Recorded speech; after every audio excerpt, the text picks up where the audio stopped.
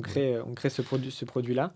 Fabricant nous dit ah là votre bille elle est un peu trop petite et donc on crée Neios et là se pose la question ok comment on fait des satellites et on n'avait pas envie non plus d'aller utiliser les mêmes technologies que ce qu'utilise sans citer Garmin. Le hardware c'est compliqué et après l'industrialiser ça l'est encore plus. Et on est mignon, on va faire un truc hyper performant, ça va être incroyable, on fera mieux que les autres. Ouais. Non mais si les autres l'ont pas fait il y a peut-être une raison. Ouais. Et en fait tu fais non mais en fait écoute le marché, quoi. Qu'est-ce que veut le marché? C'est entre 100 et 400 000 euros giga. Environ 2000 satellites aujourd'hui, du coup, qui sont compatibles. Bah, la techno, elle existait pratiquement pas, quoi. Au final, le développement, c'en est une autre, mais le test, c'est un gros objet. Et en fait, dès qu'il fait moche, dès qu'il pleut, dès qu'il vente, dès qu'il... voilà, ça change le comportement du système. Parce qu'on est à la fois sur du cellulaire et à la fois du satellite. La course automobile, du trail...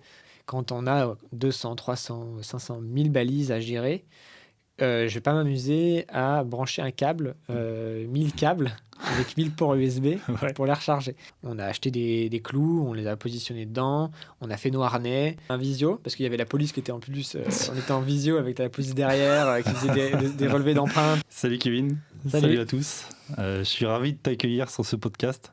Un grand merci. Tu m'as contacté lorsque j'ai annoncé le podcast sur LinkedIn. On a passé 1h30 au téléphone pour faire connaissance et cet appel a vraiment confirmé mon envie de faire ce format.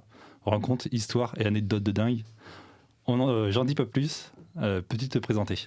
Ouais, donc je m'appelle Kevin, je suis fondateur de la société Neios. On est une société qui conçoit et qui commercialise des solutions de balises qui utilisent en synergie les technologies cellulaires et satellites dans l'objectif d'assurer la sécurité et le tracking d'activités professionnelles à grande échelle. Ok, on va commencer par les études, ou déjà l'électronique, ça t'est venu comment ? L'électronique, je pense que c'est assez jeune quand j'étais en vacances chez mes grands-parents. Mon grand-père il faisait beaucoup d'électronique, d'électricité, des choses comme ça. Ça me plaisait pas mal. Ça m'intéressait bien et puis que ça me plaisait pas trop la théorie. J'ai tout de suite voulu faire de la pratique et donc je me suis orienté sur déjà un bac technique, STI 2D et après j'ai vu que ça me plaisait bien, commencer à faire des projets en électronique, tout ça. Et donc j'ai fait après un DUT en électronique, puis ensuite une école d'ingénieur. Et au début, je pensais pas aller jusqu'à même l'ingénierie, et au final, ça me plaisait bien. Et l'électronique, vraiment, j'ai trouvé que c'est un monde qui m'a vraiment beaucoup plu. D'accord, ok. Donc, après, tu as fait quoi en école d'ingé ? Enfin, t'avais un projet ? En fait, j'ai fait mon DUT en alternance chez un équipementier automobile. Ouais. Dans cette entreprise, émergeait un besoin en simulation hyperfréquence et que je trouvais très intéressant. Et j'ai vu qu'il y avait des écoles qui étaient un peu spécialisées dans ce domaine-là. Je voulais me spécialiser aussi parce que je savais que c'était aussi important de pouvoir avoir une compétence particulière dans son domaine. Et du coup, j'ai choisi une école spécialisée dans ce domaine-là. Et finalement, c'est bien tombé parce que ça me plaît bien, tout ce qui est hyperfréquence, tout ça. Donc c'est plutôt cool. Donc c'est vraiment... la simulation pour commencer, quoi. Ouais, j'ai commencé beaucoup avec la simulation parce que c'est ce que je faisais dans la société dans laquelle j'étais en apprentissage. Je faisais de la simulation de signaux hyperfréquence. Et donc, je me suis spécialisé là-dedans. J'ai fait mes études là-dedans et voilà. Ok. Et ça t'a appris quoi Ça m'a appris quoi la simulation? Ça m'a appris que l'électronique, c'est pas juste E égale RI. Ouais. C'est bien plus compliqué que ça. Et que en fait, c'est pareil pour tout ce qui est routage, etc. En fait, il y a plein de problématiques qu'on ne se rend pas compte. Et la simulation permet de comprendre ce qu'on fait réellement, de comprendre les mécaniques physiques qui sont en jeu derrière nos cartes électroniques qu'on conçoit, pourquoi ce cuivre fait telle épaisseur, ça a quel impact derrière réellement. Et la simulation permet de mettre en évidence ces éléments, donc c'est hyper intéressant. Enfin, j'ai trouvé ça hyper intéressant. Pour un premier pas dans le PCB, entre guillemets, c'est... Ouais, bah alors du coup c'est marrant, je suis pas rentré dans le PCB par la porte classique, dans le sens où comment on conçoit un PCB. Non, j'ai commencé par comment on simule un PCB très technique avant de savoir en faire réellement. Donc c'est un peu détourné, mais du coup tu te rends compte très vite de pourquoi il est important de faire un bon routage, qu'est-ce qu'un bon routage.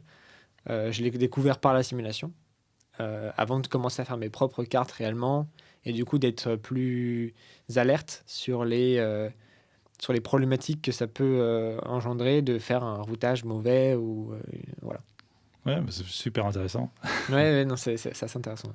Et donc, pour situer un peu la simulation, si je te présente une frise, entre guillemets, de la conception à la fabrication, donc toi, tu te situes lorsqu'on démarre le routage, après, pendant le routage c'est un peu c'est un peu comme comment dire, c'est un peu un cycle en rond.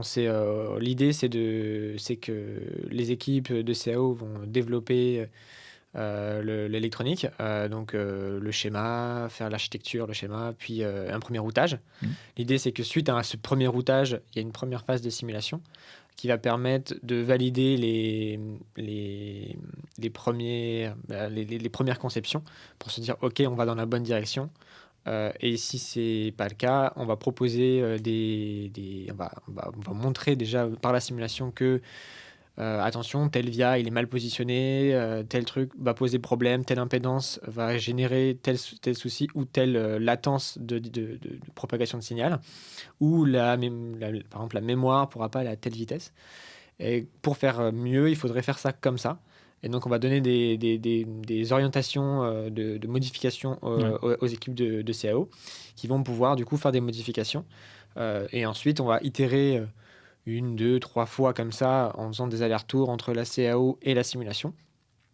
Et quand on arrive à une solution qui semble bonne, à ce moment-là, on peut aller en production pour produire la carte, vérifier que ça fonctionne comme on l'avait prévu. Et si ce n'est pas le cas, on peut repartir sur une phase de conception, etc. Ouais, okay. Et comment ça se passe? Tu as des guides, tu as des référentiels? Par exemple, tu sais que je sais pas, cette capa-là devrait être plutôt là que là.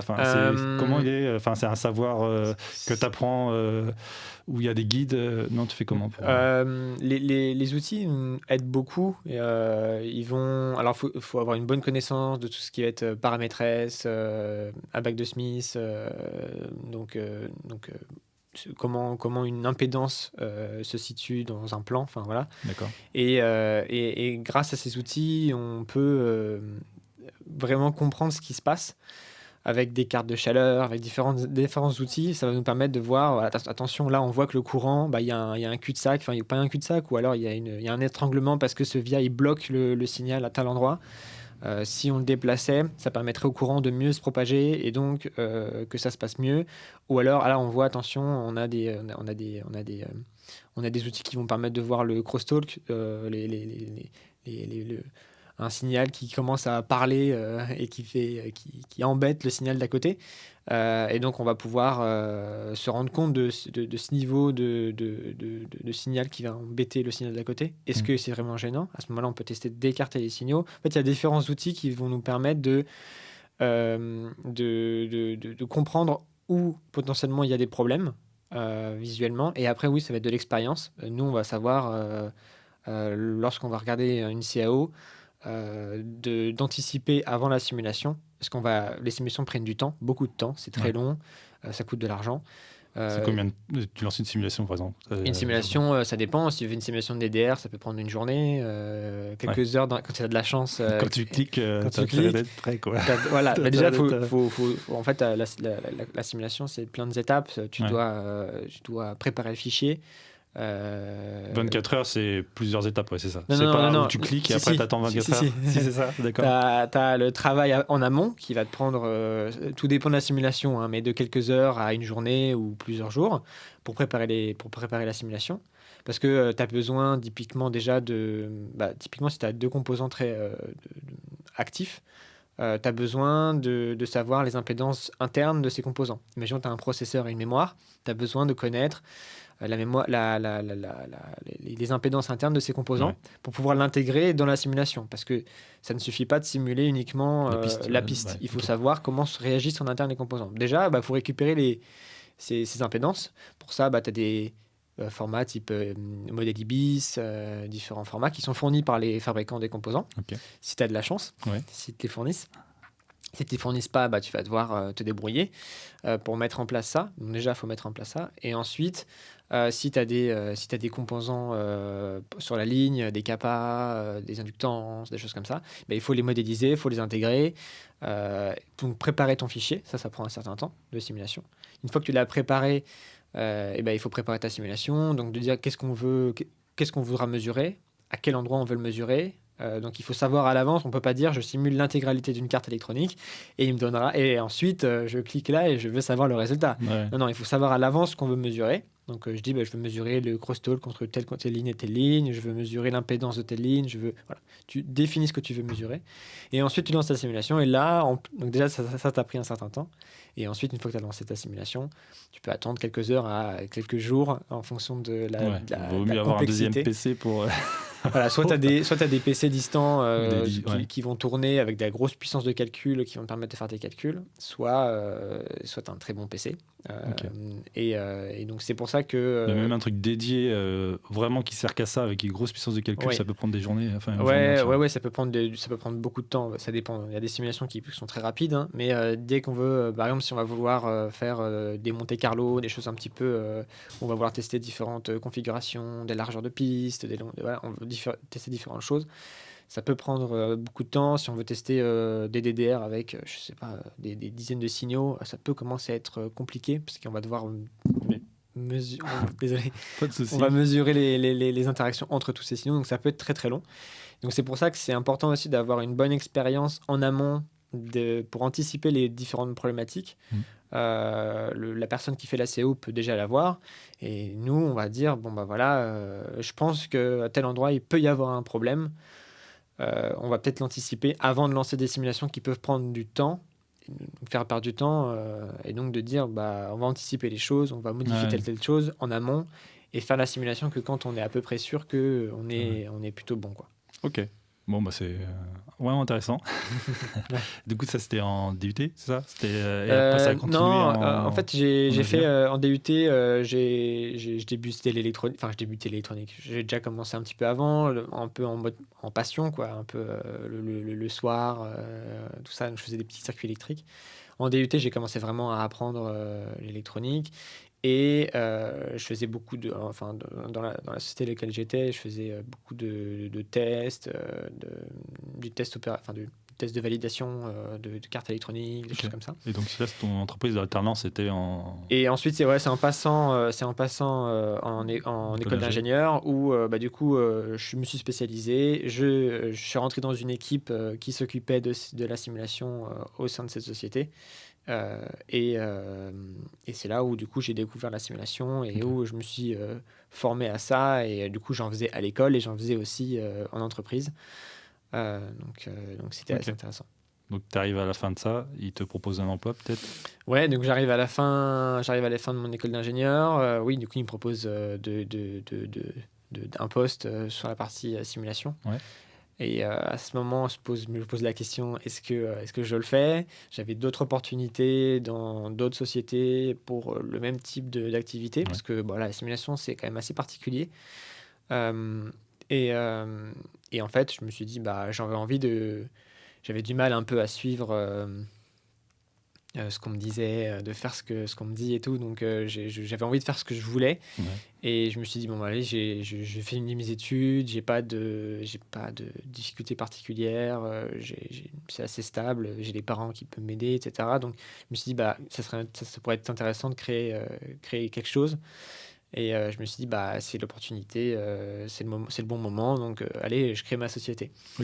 Et donc, c'est vraiment arrivé à ce moment-là où je me suis dit, non, tant pis, au pire, si ça marche pas, la société que je veux créer, je reviendrai dans la simulation ou un domaine qui me plaît et j'aurai pas trop de difficultés à trouver. T'as déjà ton bagage. J'ai déjà mon bagage, voilà, j'ai un bagage technique qui est ce qu'il est, qui est au début. Hein, j'avais une expérience d'apprentissage qui m'avait beaucoup, avec lequel j'avais beaucoup appris. Mais dans tous les cas, je savais qu'en faisant de l'entrepreneuriat, j'allais apprendre encore plus et que ça me servirait si ça fonctionnerait pas par la suite. Donc, ok. Voilà. Et du coup, tu crées la boîte, c'est directement Neos ? Ouais, du coup, en fait, ce qui s'est passé, c'est que en fin d'école d'ingénieur, on a un projet de fin d'études à faire à l'école. En général, en ingénierie, c'est comme ça que ça fonctionne. Et on avait le choix de faire le projet de fin d'études qu'on voulait en électronique. C'est de la conception électronique. Il fallait faire un produit industrialisable. C'était ça l'idée derrière le cahier des charges du projet de fin d'études. Et donc, je me dis, j'avais déjà l'idée avant que je voulais potentiellement créer ma boîte. Je me suis dit, je veux créer ma société, je veux créer un truc, mais pourquoi pas profiter. J'ai 6 mois, entre guillemets, à temps plein, parce que c'est pendant l'école, pour faire mon projet, le projet qui m'intéresse. Pourquoi je n'en profiterais pas pour penser déjà au projet qui me plairait, quoi. Et en parallèle de ça, en plus de ça, du coup, mon projet, on le fait en groupe. Et puis en plus, un projet comme ça, des projets comme ça se fait pas tout seul. Et donc en fait, avec mes potes d'école, de camarades de classe, on en a un peu parlé. Et puis on se dit, c'est vrai que ça serait cool de pouvoir créer quelque chose, etc. Et donc on s'est dit, on va essayer de réfléchir à l'idée qui pourrait nous plaire. Et donc c'était les prémices de Neos, parce que l'idée est partie de globalement l'idée est à peu près la même initiale. C'est je suis un passionné d'aventure, de nature, de montagne ou autre, et je veux pouvoir assurer ma sécurité quand j'ai des difficultés. Ouais, voilà. Et en fait, ça venait d'une expérience personnelle où voilà, on est parti en montagne avec ma famille en alpinisme, donc on fait beaucoup d'alpinisme. Et tu as un super Garmin qui coûte super cher, qui est censé assurer ta sécurité. Tu te dis, je vais l'acheter pour ça, je lui fais confiance. Et en fait, tu te retrouves dans un endroit où il y a du brouillard, on fait une chute, quelqu'un est blessé, et là tu te dis, je vais appuyer sur le bouton et il y a les secours qui vont venir. Et en fait, non, ça arrive pas. Et tu fais, mais non, mais en fait, j'ai acheté ça pour cette situation-là. Et quand ça arrive, je peux pas lui faire confiance. Et donc c'était un peu déclencheur de me dire, on aimerait bien avoir un produit qui réponde vraiment en tant que passionné d'aventure, qui pourrait répondre à mes besoins en termes de sécurité. Ça résonnait un peu avec tous mes camarades qui faisaient aussi beaucoup d'aventures. Et donc on s'est dit, allez, on va essayer de trouver quelque chose qui m'a bien. Donc l'idée initiale de Neos, c'était faire un produit de sécurité pour le grand public, dans l'objectif d'assurer la sécurité quand les gens font leurs aventures, quoi. Ok, d'accord. Et du coup, tu te lances là-dedans. Tu fais le projet. On fait le projet de fin d'études. Vous allez jusqu'où, du coup ? On va jusque là. Du coup, on crée ce produit-là. Qui une belle manette de jeu. Voilà, une petite manette de jeu. Voilà, donc on savait pas trop. C'était le début, hein, donc on apprenait. Donc je savais simuler, mais on n'avait pas encore l'habitude de concevoir des choses. C'est imprimé en 3D. C'est imprimé en 3D, ouais. Du coup, je me suis acheté une imprimante résine, donc on a imprimé en résine. Donc on a conçu. Comme voilà, on a conçu nos premières cartes électroniques en école. Avec les budgets qu'on avait, donc l'argent qu'on avait mis de côté. Enfin, en fait, l'école n'apportait pas fallait faire un projet, mais il n'y avait pas de subvention. Non, l'école ne donnait pas de sous pour le faire. Donc, c'était un peu avec nos sous. Mais on avait quand même cette idée on veut créer une société. Donc, on se donnait un peu plus quand même financièrement. Et on va pas arrêter le projet et après le mettre ça de côté. Voilà, donc non, on s'est donné. Donc, moi, à ce moment-là, j'y croyais bien. Donc, j'ai contracté un prêt étudiant pour financer un peu le projet. Donc, j'ai fait un prêt étudiant qui m'a permis d'acheter un peu de matériel, de machines, une imprimante résine, un four à fusion pour pouvoir souder les premières cartes. Et ça, toujours en école d'ingé, du coup. Toujours en école d'ingé, ouais. Ok, d'accord. Voilà, donc c'était vraiment le début. On apprend, voilà, tu sais pas ce que c'est vraiment que fabriquer une carte. Dans la société dans laquelle j'étais, moi je recevais des cartes déjà routées, toutes faites. J'avais juste à simuler. Tout ce qui était avant, même la production, je maîtrisais pas, je connaissais pas. Enfin, je savais faire des petites choses, mais pas à ce niveau-là. Donc là, vous faites saisie de schéma, tout ça, vous faites ça sur quoi? C'est EasyEDA en ligne, logiciel gratuit. Donc c'est ça, des outils en ligne qui permettent de saisir des schémas, de faire un peu de routage, des choses assez simples. Vous repartez de zéro ou vous avez trouvé des trucs sur Internet Non, on part vraiment de zéro. On trouve notre processeur, on trouve la mémoire. En plus, on avait quand même l'objectif de faire un produit donc qui sort de ce qu'on avait l'habitude de voir. Donc voilà, on intègre des écrans Ink qui vont permettre d'avoir une bonne lisibilité avec une faible consommation Donc d'énergie. ça, c'est les écrans, c'est comme sur les liseuses. C'est comme sur les liseuses, ouais, c'est ça. Ouais. L'idée, c'était de faire un produit avec ce type d'écran-là, avec une bonne autonomie, avec on se disait l'ergonomie c'est intéressant, c'est important parce que quand on a des gants et que tu as un pavé tactile, un téléphone ça marche pas. Et donc on s'est dit on va essayer de développer des capteurs qui vont permettre d'interagir avec le produit, avec la force, donc un peu comme un joystick, mais sans la fragilité du joystick. Donc on était déjà même là dans la recherche d'innovation alors qu'on était en école d'ingé. Donc voilà, donc on a beaucoup appris, on a cherché comment on fait une carte, ensuite comment on route, et après c'est comment on assemble. Parce qu'on n'avait pas les budgets pour aller voir un EMS, même on ne connaissait pas forcément au début. Et donc on a soudé à la main au début, puis après on s'est dit allez, on va aller plus loin. Donc on prend un four à fusion, on pose on met la boîte à braser, on pose à la main, on met et au ça, four. à l'école, il n'y en avait pas de four à fusion? Non, il n'y avait pas de. Ou alors peut-être, mais on a. T'étais déjà axé entreprise. Pas. Ouais, on avait un peu vraiment ce truc-là, ouais. Autonomie. Et vraiment autonomie. Et puis dès le début, on voyait les choses comme on veut investir, on veut gagner en compétences, en expertise, en connaissances, et on n'a pas des budgets faramineux. Quand on voyait les budgets qu'on nous demandait pour faire monter les cartes, etc. On se disait, mais en fait, c'est des gros budgets, c'est des budgets d'industrie, quoi. Et nous, on les avait pas forcément, ou alors on connaissait pas les acteurs qui permettaient de faire ça à des prix abordables. Et en fait, quand on avait les prix pour s'équiper du matériel pour faire ça nous-mêmes, on s'est dit, en fait, ça vaut le coup, allez, et puis ça va nous permettre d'apprendre, quoi. Donc, on a acheté tout ce qui permettait d'assembler. Et du coup, vous avez des soucis pendant ça va parce que on savait que ça allait être compliqué, donc on s'est limité à on fait que du 0,6 ou du 0,8, des gros packages comme ça à la refusion ou au soudage, ça se passe bien. Ouais. On évite de faire des trucs trop compliqués. Alors si ça nous est arrivé une fois parce que du coup on voulait pas payer ça trop cher, donc on va sur un type de PCB. Une catégorie assez faible et du coup sauf qu'on avait quand même un BGA, on n'avait pas le choix, il y avait un BGA qu'on devait mettre, il rentrait pas dans la catégorie de PCB qu'on voulait fabriquer. Le fabricant nous dit là votre bille elle est un peu trop petite, ça va pas passer, donc tu fais des allers-retours avec le fabricant du PCB. Parce que l'empreinte vous l'avez pris où? On l'avait pris en ligne, donc l'empreinte était bonne. C'était juste que par rapport à la catégorie du PCB qu'on avait demandé au fabricant, il disait non, votre bille de BGA elle est beaucoup trop petite par rapport à la catégorie que vous me demandez. Faut passer à la catégorie supérieure, donc vous payerez plus. Ou alors faut changer la bille, faut changer le package. Donc, sauf qu'on parle plus de classe là, de classe de routage. Ouais, la classe de routage, okay. Ouais. La classe de routage, on était sur une classe supérieure et donc d'ailleurs, t'as fait comment du coup pour enseigner dans ton logiciel tous les paramètres et tout ça?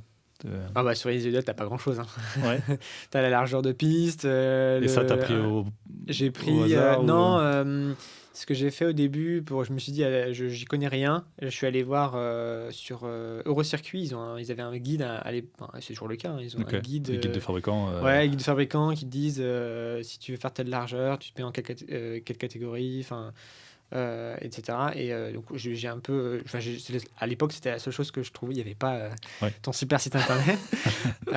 Mais du coup à l'époque j'avais trouvé ça et j'avais suivi ça un peu à la lettre, enfin un peu bêtement, ou en regardant sur YouTube des vidéos, des choses comme ça. Et puis ça avait bien fonctionné. On avait eu quelques retours du fabricant. Du coup, j'avais agrandi les billes sur l'empreinte. J'avais modifié l'empreinte pour agrandir les billes pour que ça passe. Je me dis, j'espère que ça va passer la soudure, que le masque, etc. Et ça s'est bien passé. On a réussi à souder ça à la maison. Ok. Et parce qu'aussi, voilà, on n'avait pas au niveau logiciel l'expertise qu'on avait maintenant. Et donc, on prenait un peu, pas de l'Arduino, mais des composants qui étaient pas trop compliqués à utiliser. On n'avait pas un choix faramineux non plus. Ouais.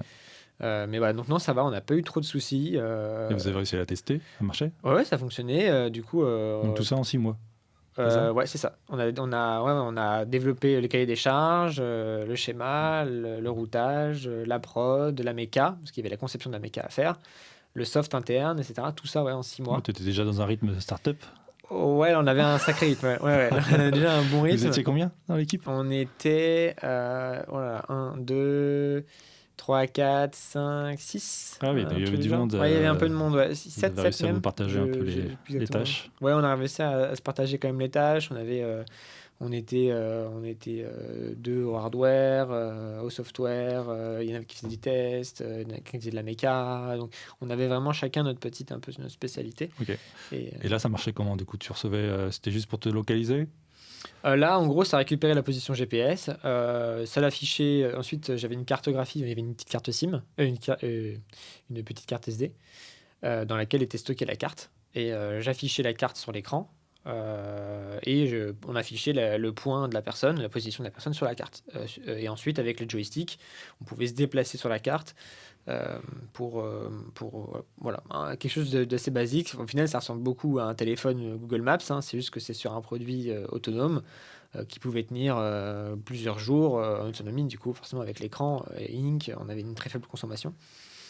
Donc, c'était vraiment...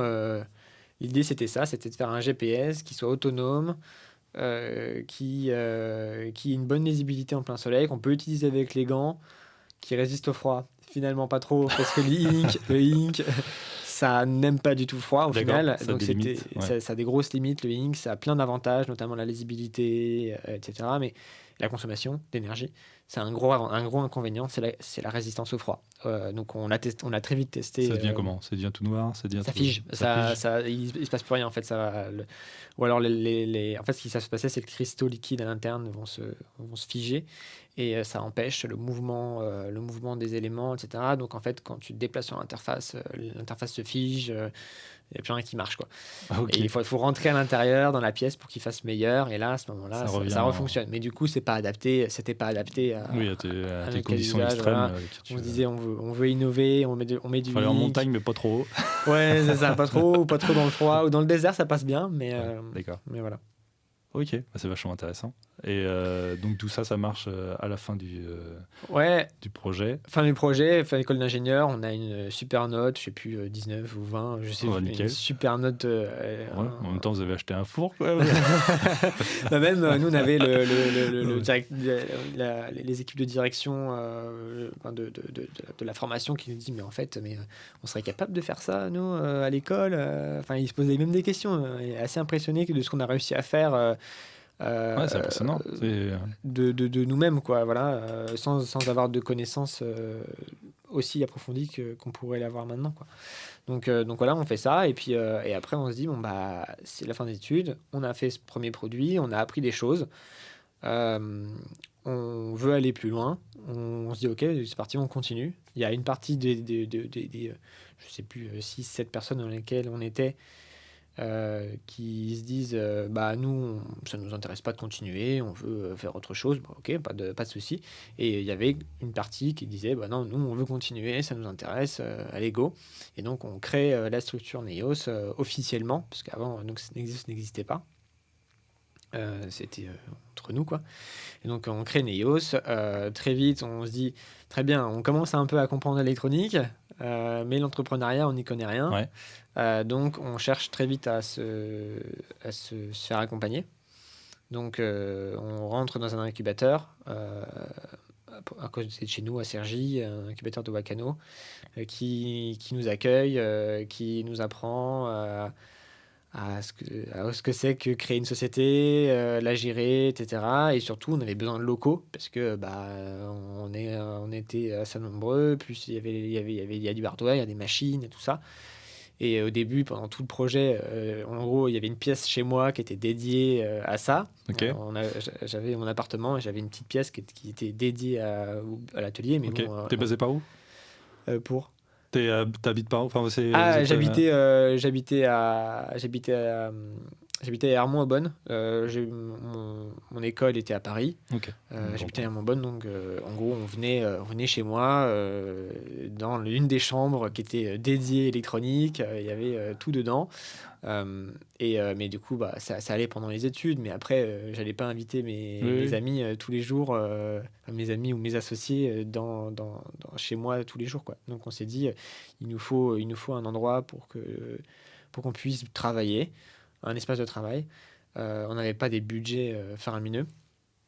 Donc on s'est dit, un incubateur, c'est pas mal parce que c'est des prix intéressants, t'as tout qui est compris. Niveau budget, t'étais encore sur ton plan, enfin ton prêt? Ouais, j'avais toujours mon prêt, mais à ce moment-là, du coup, ceux qui sont devenus mes associés, qui étaient mes amis d'école, avec qui on a bossé en projet, et ben, ils ont aussi mis, d'argent. ils ont aussi mis de l'argent, donc ça a permis de démarrer le projet, de créer la société, et puis un peu de lancer le truc, quoi.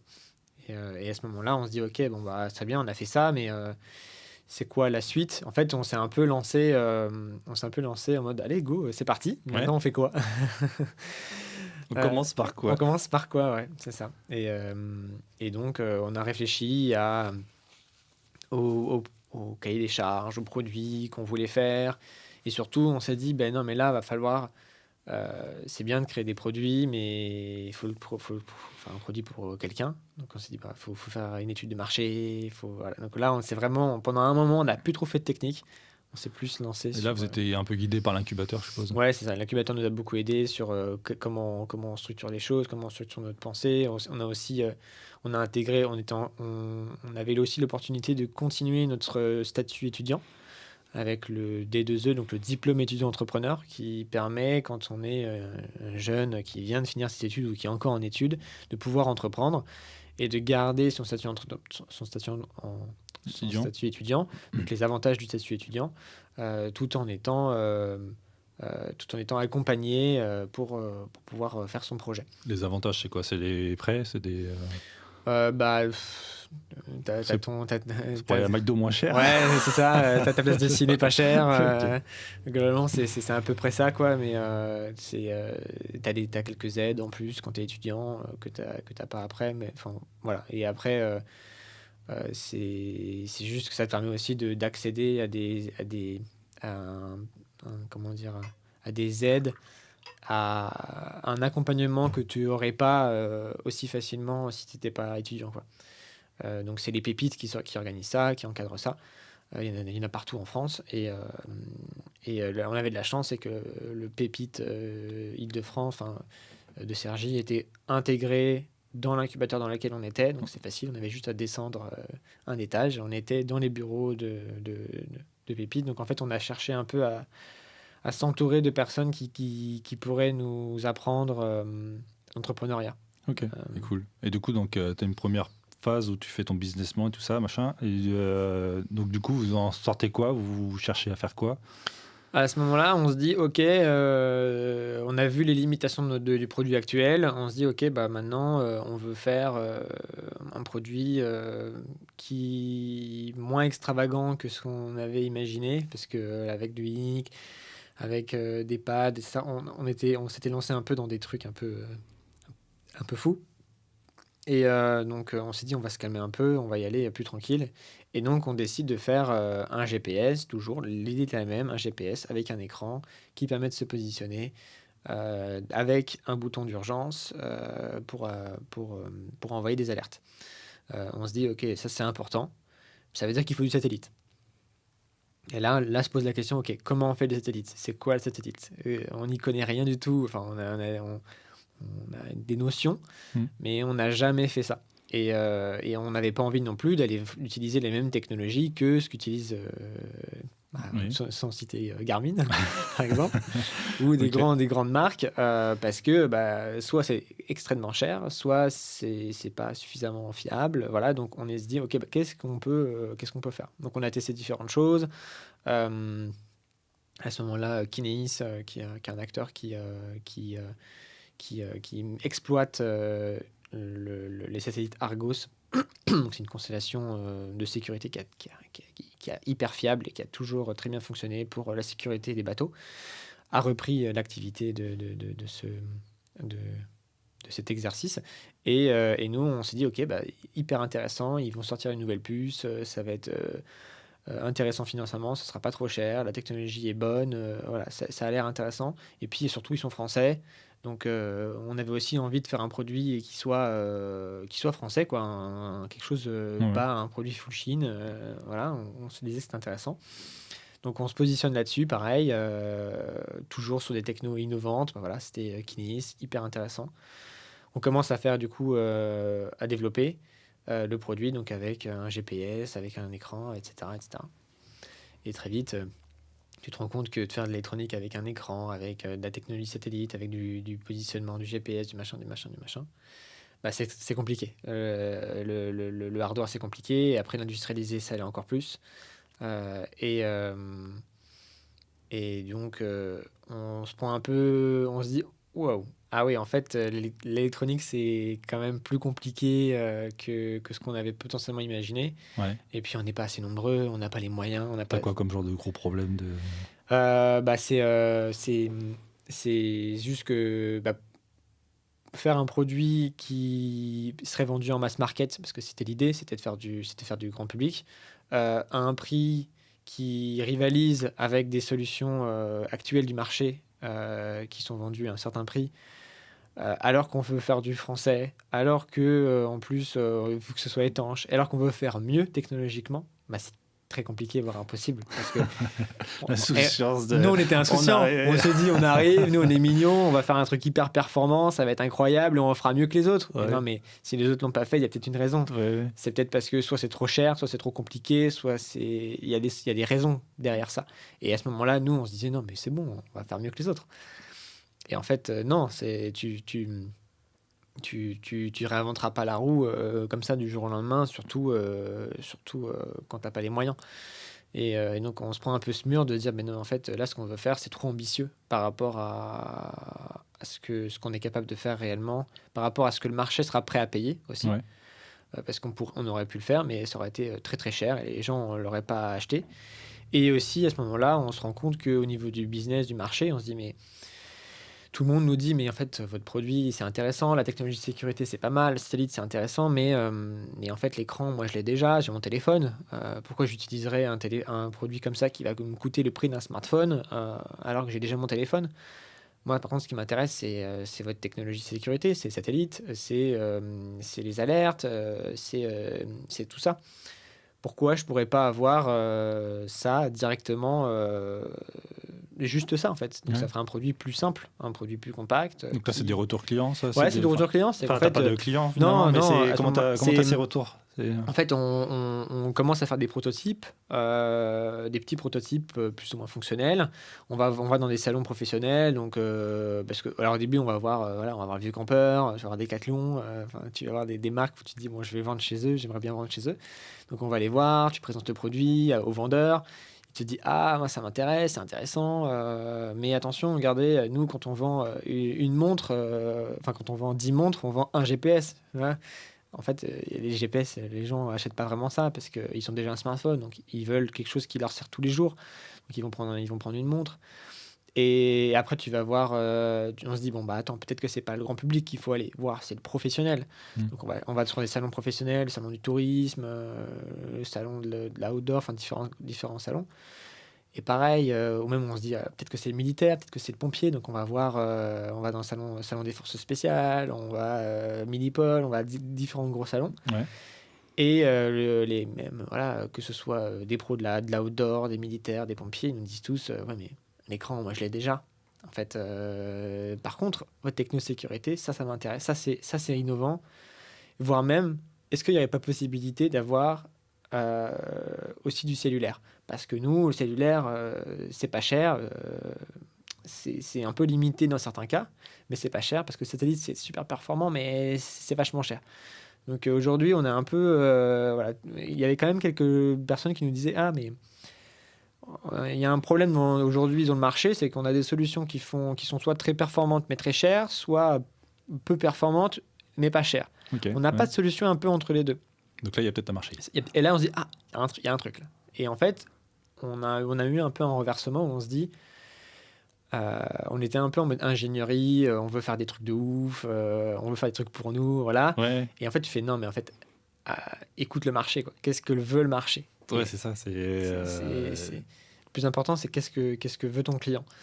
Et donc, on écoute le client, on se dit, OK, bah lui, il veut quelque chose qui soit performant, mais avec un compromis pas trop cher, qui il veut pas d'écran 4K. Il veut pas d'écran 4K, il veut pas d'écran unique, il veut un truc simple. Okay. Et au final, nous, en tant que techos, tu te remets en question, tu te dis, mais en fait, OK, je comprends mieux le truc. Un truc assez compact quand même. Ouais, c'est ça, assez compact, assez léger, autonome, avec beaucoup de batterie, parce qu'en général, voilà, si tu pars en aventure, tu veux tenir plusieurs jours. Donc, ça te suffit pas d'avoir quelques heures d'autonomie. Donc on veut un truc autonome, qui soit pas trop gros, etc. Et, donc là, on est quand à peu près? Et là, on est, en fait, ça fait pratiquement un an, 9 mois qu'on a créé la boîte. On va dire un an qu'on a créé la boîte, quoi. Ouais. Et là, on a déjà parcouru un an et on a appris beaucoup de choses. On a créé des prototypes, on a développé des choses. On a testé, on a modifié, voilà. Et là, c'est là qu'on se rend compte que, et surtout, on est devenu plus mature au niveau entrepreneurial. On s'est rendu compte que ce que c'était que de créer un produit, et ce que c'était qu'avoir des clients, puis d'être confronté au marché. Et donc là, ça fait un an. Donc là, on se dit, bon, bah allez, là, ça veut dire qu'il faut repartir de zéro, plus ou moins. Parce qu'il y avait des briques qu'on allait garder, la sécurité, etc. Mais en plus de ça, on nous demande, si on veut vraiment être intéressant sur le marché, il y a cette histoire de bi-réseau, de cellulaire et de satellite. Il y a cette innovation-là qui n'existe pas et sur laquelle on se dit, ah, il y a vraiment un truc sur lequel on peut se placer et ça présage des choses intéressantes pour le futur. Parce que le jour où tu as possibilité d'avoir ça dans une montre ou dans ton smartphone, bah, c'est hyper intéressant parce que tu pourras être en sécurité partout, dans le monde entier, sans payer ça trop cher. Ouais. Et donc là, tout le monde est à peu près motivé et un peu triste parce qu'on met un peu de côté tout ce qu'on a développé pendant un an. Mais ce que vous avez développé niveau satellite, c'était bon ou c'était pas bon? Alors, à ce moment-là, donc on était toujours sur Kinéis. Et l'inconvénient à ce moment-là, c'était que on avait des latences qui étaient importantes parce que c'était encore l'ancienne constellation de Argos. Donc, quand dans la journée, tu avais 40-45 minutes de trou entre deux envois, ou même des fois, dans pleine journée, des fois, il y avait 2 ou 3 heures de trou. Donc c'était un peu... pendant 2-3 heures, tu avais zéro connexion. Ouais, tu avais zéro connexion, quoi. Tu pouvais rien envoyer. Donc quand tu fais de la sécurité, c'était un peu limitant. Donc ça marche très très bien. Ça a des use cases très adaptés pour du suivi logistique, de la marchandise ou de la télémétrie, des choses comme ça. Mais pour de la sécurité, au final, on se dit, mince, c'est pas forcément adapté. Alors oui, ils ont prévu des lancements qui sont en train de se faire d'ailleurs. Il y a eu un lancement cette semaine ou la semaine dernière, je sais plus. D'accord. Ils vont faire des lancements réguliers, mais sauf que nous, à ce moment-là, on se dit, mais oui, sauf que nous, il nous reste, on n'a pas 10 ans à vivre. Il nous reste, On va pas attendre un an que on va ça pas, soit- voilà, on va pas attendre 2 ans, 3 ouais. ans que ça soit vraiment prêt, disponible. Et surtout avec une solution qui permettrait de concurrencer des solutions satellites existantes qui sont à En plus, de 5 toute façon, les minutes. performances, pour l'instant, c'était pas. Enfin, en tout, Non, c'était pas ça au niveau performance. Donc on se dit, bon, c'est intéressant parce qu'il y a une solution, on la garde en tête parce qu'elle est prometteuse, il y a des choses à faire avec, pas forcément dans le cas d'usage que nous, sur lequel on est positionné, la sécurité personnelle. Mais c'est intéressant, donc on le met de côté. Donc on ne l'a pas jeté, hein. C'est quelque chose qu'on a capitalisé. Mais on se dit, ok, il faut trouver autre chose. Voilà, tu as les démons qui te disent, ah, est-ce que j'irai pas quand même voir le géant américain qui fait une super technologie, etc. Mais au final, tu vois, pareil, c'est très cher, etc. Ouais. Et en plus, vu qu'on faut rajouter du cellulaire, si tu dois t'amuser à faire une puce cellulaire plus une puce satellite, ça commence à faire des boîtiers gros qui consomment beaucoup d'énergie et au final tu te retrouves dans un truc pas adapté parce que ça rentre pas sur ça se met pas dans une poche, c'est trop gros et puis ça tiendrait pas la journée. Ok, du coup. Et donc du coup, ce qui se passe, c'est qu'à ce moment-là, il y a la 3GPP, donc l'organisme qui gère les normes autour de la télécommunication mondiale, donc qui gère la 3G, la 5G, etc. Annonce qu'ils vont sortir la norme autour de la 5G par satellite, la 5G NR, donc non terrestrielle, qui a pour objectif d'utiliser le protocole de la 5G, mais pour faire de la communication satellite. Mais du coup, à travers un même système HF, un même système hyperfréquence, on pourrait communiquer à travers des réseaux à la fois cellulaires et à la fois des réseaux satellitaires. Donc on dit, il y a intéressant, ça permet de faire le bi-réseau à travers potentiellement un même hardware. Ça, c'est intéressant. En plus de ça, vu que c'est autour d'une norme, si tu connais bien les normes, et ça veut dire que tout le monde peut se mettre d'accord avec ça. Ça veut dire que avant, un satellite, c'était propriétaire. C'était Elon Musk qui a ses satellites, et s'il vend son service, c'est son service, c'est le sien. C'est ses puces, c'est son système. Là, l'idée est complètement différente. C'est complètement révolutionnaire. C'est n'importe qui a un satellite en orbite, qui a de la bande passante, parce qu'il n'utilise pas son satellite tout le temps, et il peut revendre cette bande passante, la mettre à disposition à travers un tarif réduit pour qu'on puisse y accéder. Okay. Et donc, en fait, l'idée, c'est que cette norme puisse être utilisée par tout satellite qui veut se rendre compatible et sur lequel on pourra se connecter. Donc, c'est un réseau communautaire, entre guillemets, de satellites. Et ensuite, il y a un broker, donc une société qui va gérer ces satellites et mettre à disposition à travers un flux et un abonnement unique l'accès à ces satellites. Donc ça nous simplifie nous le travail parce qu'on n'a pas à communiquer avec tous les opérateurs satellites. T'as pas à lancer de satellite. J'ai rien à faire. Et surtout, c'est que ça permet d'accéder à un service satellite qui est bien moins cher que ce qui existait aujourd'hui, qui reste extrêmement cher. Hein. C'est des centaines de milliers d'euros le giga-octet de données transmises. Un giga, ça coûte combien c'est entre 100 et 400 000 euros le giga. Donc, on parle de... je ne vais pas donner mes chiffres précis. Voilà. Pas de souci, non, mais c'était le cas. Mais ça te donne un ordre de grandeur. Ça reste quand même extrêmement cher. Tu ne regarderas pas ta vidéo YouTube là-dessus, clairement pas. Ça te coûtera quelques dizaines de milliers d'euros.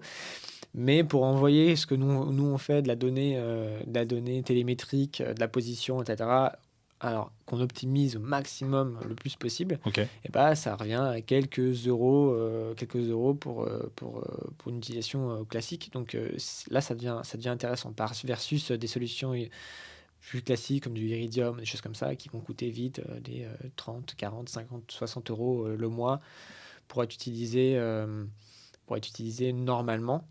Et ça, il y a beaucoup de satellites du coup qui ont joué le jeu, qui jouent le jeu. Je n'ai pas les chiffres en tête, mais je pense que c'est environ 2000 satellites aujourd'hui du coup qui sont compatibles, ce qui est quand même, pas mal, Ouais. et ce qui permet d'avoir une latence très faible parce que alors on a de la chance, c'est que la plupart des satellites qu'on utilise sont géostationnaires. Il y a deux grosses des grosses familles de satellites. Il y a les géostationnaires et il y a ceux qui sont en orbite. Donc géostationnaire, il reste sur place Tout le temps, il reste tout le temps à leur position, donc ce qui est pratique parce que ça veut dire qu'on le perd jamais de vue. Il est tout le temps au-dessus de nos têtes, comparé à par exemple Kinéis, des solutions qui vont bouger. Enfin, c'est la Terre qui va bouger et lui, il va pas bouger. Et donc, le problème, c'est qu'à un moment, on va le perdre de vue. Donc, il est là dans le ciel que pendant un certain temps. Donc, il y a des avantages aussi à ça. Hein. C'est que l'avantage, c'est que si par exemple, tu es derrière une montagne, tu l'as pas, et puis vu qu'il passe derrière la montagne, à un moment, tu vas l'avoir. Alors que le géostationnaire, si tu n'es pas dans son champ de vision, tu ne le verras jamais, parce qu'il est fixe. Ouais. Donc les avantages et les inconvénients des deux. L'avantage aussi de cette techno, c'est que vu qu'elle est communautaire, tu peux mettre en commun sur un même réseau des satellites géostationnaires et des satellites non géostationnaires. Ok, super intéressant. Tu peux mettre les deux ensemble pour avoir l'avantage des deux. C'est pas encore disponible, ça le sera un jour. Le fait d'avoir aussi des satellites qui bougent qui bougent aussi. Mais cette technologie rend ça possible. Et donc c'est hyper intéressant et donc ça nous permet à travers une même puce de faire les deux réseaux. L'inconvénient, c'était qu'à ce moment-là, donc c'était il y a un an, la techno, elle existait pratiquement pas, quoi. C'était annoncé comme ça, on va faire ça. Oui, la 3G PP va annoncer la norme. Les fabricants vont sortir des puces compatibles sur ce réseau. Les grands fabricants qui sont Sony, Quectel, des gros fabricants de puces. Ouais. C'était plus ou moins annoncé, mais voilà. C'était des bruits de couloir dans des salons professionnels, parce qu'on faisait beaucoup de salons professionnels pour rencontrer des nouveaux fournisseurs de composants, des EMS. J'ai l'impression que les salons, pour toi, ça a été game changer. C'est assez game changer, parce qu'en fait, c'est dans les salons que tu rencontres les acteurs du marché, que ce soit les acteurs du marché pour les gens à qui tu veux vendre, ou les acteurs du marché avec lesquels tu veux travailler. Donc c'est du réseau, quoi. Au début, on n'avait pas de réseau. Ça nous a permis de créer un réseau. Parce que quand on cherche un EMS ou que je cherche quelqu'un qui veut industrialiser ou autre, je trouve que c'est important de rencontrer les gens en vrai, de discuter avec eux, d'humain à humain, de voir ce qu'il y a un feeling ou pas. Et puis surtout, dans un endroit, tu as plein d'acteurs. C'est facile. Ouais. Tu fais tu veux faire tout ton produit. C'est ça, tu te balades et tu vois tout le monde. Alors que chercher sur Internet, tu peux tomber sur tout et rien. Voilà. Donc les salons, c'est quand même pas mal. Et ça permet d'aller voir les fabricants de puces, discuter. Et c'est dans les salons qu'ils vont parler des nouveautés, des choses qui vont venir et qui ne sont pas encore officielles. Et à ce moment-là, on commence à entendre parler dans les salons un peu pro. Tu te dis, il y a un truc trop bien, mais... Ouais, ils nous disent, il y a une puce qui va arriver, qui va permettre de faire ça. Elle n'est pas encore arrivée. Ils disent, par contre, si vous voulez, on peut vous envoyer des prototypes de puces. Intéressant. Ah, ça me parle. Et comme ça, vous pouvez tester de votre côté, voir si ça fonctionne ou pas. Enfin, voilà. Et donc, à ce moment-là, ils nous disent, allez, on vous envoie des puces, et puis des evalboards, parce qu'on a les donc ça les arrange. Ouais, ça les arrange, c'est plus simple. Et puis tu peux débugger un peu leur truc. Oui, c'est ça. Alors au début, ils te le disent pas, mais c'est un peu ça l'idée, c'est que les puces sont pas encore finies, mais on leur en veut pas, c'est normal. Les puces sont nouvelles, ils sont déjà très gentils de nous les laisser pour qu'on puisse tester. Mais bien sûr, forcément, il y a des bugs et c'est normal parce que c'est le début. Et donc, on reçoit les cartes électroniques. Je pense qu'ils y croient pas tellement. Ils envoient le truc en mode allez voir, on vous laisse tester. Voilà. Et en fait, au bout de 2 semaines, on avait déjà fait un truc qui fonctionnait. On parlait avec le satellite, ça marchait super bien. On développe tout un petit POC. Donc, on prend une grosse caisse Peli.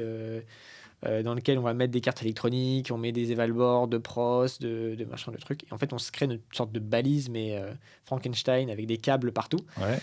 Et ça nous permet de tester rapidement la solution pour se dire, OK, est-ce que c'est valable ou pas? Donc, en gros, en quelques semaines, on fait un truc qui fonctionne, qu'il faut transporter, qui fait 30 kilos, mais ça T'as une fonctionne. photo, tu m'avais envoyé une photo de ça? Non, peut-être pas. Ouais, plus ou moins, oui, c'est ça, On c'est verra, tu as les je la grandes mettrai à tables. l'écran, Ouais, si c'est jamais. ça.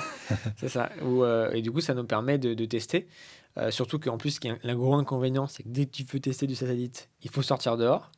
Donc, c'est les images que tu peux voir où tu as une grande table dehors. On a créé une table glissante qui permet de sortir dehors Ouais. quand il fait beau ou quand il fait moche, sous une tonnelle. J'ai pareil, des photos où tu es sous une tonnelle dehors où il pleut et il fait super froid et tu es derrière ton PC à développer. Donc à ça, t'es obligé de te tester. mettre dehors pour recevoir le satellite. Ouais, t'as pas le choix. Ouais, mais le satellite, il ne passe pas il ne passe pas les murs. Voilà, le satellite, il faut être dehors. Ouais, vous pouvez pas déporter l'antenne avec un fil. Oui, mais alors si tu peux déporter l'antenne, ce qu'on a fait, ce qu'on faisait au début, tu déportes l'antenne et ensuite tu fais rentrer ça à l'intérieur et donc ça marche bien. Mais dès que tu fais un produit embarqué avec des antennes embarquées, etc., bah, tu peux plus te permettre de le faire. Après, tu as des solutions où tu vas mettre un PC en remote derrière, dehors, et ensuite tu vas travailler à distance depuis ce PC remote. Tu as, Ouais. des solutions, mais t'as pas le choix, ton hardware doit être dehors. Puis vous voulez aller vite, enfin vous voulez aller Ouais, ça, direct, tu vas aller vite. enfin, Donc, en final, le temps de développer une solution qui te permet de développer en remote, c'est beaucoup de contraintes, c'est complexe. Et ouais, donc, et en puis t'es fait, même pas sûr d'avoir le résultat. voilà, Enfin, donc en fait, t'es dehors, t'es souvent dehors, ou alors tu prends ta voiture et tu testes en voiture parce que la voiture ça passe à travers ça passe à travers la voiture, ça passe, ça pas de souci. Mais du coup, bah nous, j'avais ma voiture où j'installe derrière, j'ai une Scénic avec donc t'as des tablettes derrière. Chacun pose son PC, les allume, D'accord. une grosse power bank qui alimente en 230 les alimentations, on avait un simulateur de batterie pour simuler le comportement de la batterie, des cartes électroniques sur le tableau de bord fixé, un truc qui... Pour aller dans le futur. Ouais, c'est ça, mais alors, heureusement qu'on n'a pas été trop embêté par la police, Ouais, ça ils se va. disent c'est quoi ces trucs bizarres, mais ça nous permet du coup de faire de tester en mouvement le véhicule, enfin, le produit, Ouais, le produit. Ouais, dans pour des voir si quand tu te conditions. déplaces, tu arrives encore à recevoir. Ouais, c'est ça. Est-ce que dans telles conditions, j'arrive tout le temps à recevoir? Parce que, en fait, quand tu te connectes à un satellite, tu as différentes phases. Tu as une phase de fixe, où en gros, on va chercher le satellite, on va essayer de le trouver dans l'espace. Une fois qu'on l'a trouvé, on va essayer de le fixer, donc on va l'alpaguer, quoi, pour Ouais. essayer de se fixer dessus. Et une fois qu'on s'est fixé dessus, on se connecte. Le truc, c'est que bah forcément, quand tu es en mouvement, c'est plus difficile de fixer parce que il bouge, tu bouges par rapport à lui. Ouais. Donc, il faut réussir à le choper et donc c'est plus compliqué. Donc, ça permet aussi de tester. Donc tu fais comment? Faut que tu détermines dans quelle direction tu vas ou non, c'est. En fait, quand tu dois donner à la puce ta position Ouais. en temps réel pour dire je suis là et le satellite, je connais. Enfin, Non, mais comment tu dis que tu es là si tu n'as pas encore eu le satellite? alors, tu as deux satellites.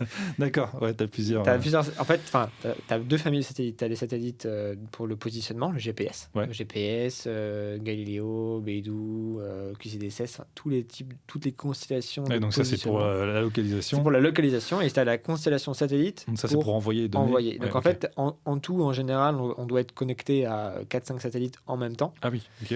Parce que tu as au minimum 3 satellites ouais. nécessaires pour te positionner. En général, c'est plutôt Pour la 5, triangulation, 6, ouais. 8.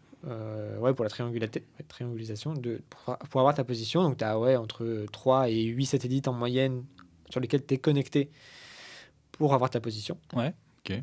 Et eux, pour le coup, c'est plus facile parce que ils sont plus proches de la Terre, ils sont plus puissants, et donc ta position, et puis ils sont nombreux. C'est que de la réception, ça. C'est que de la réception. Tu peux pas leur parler. Mm.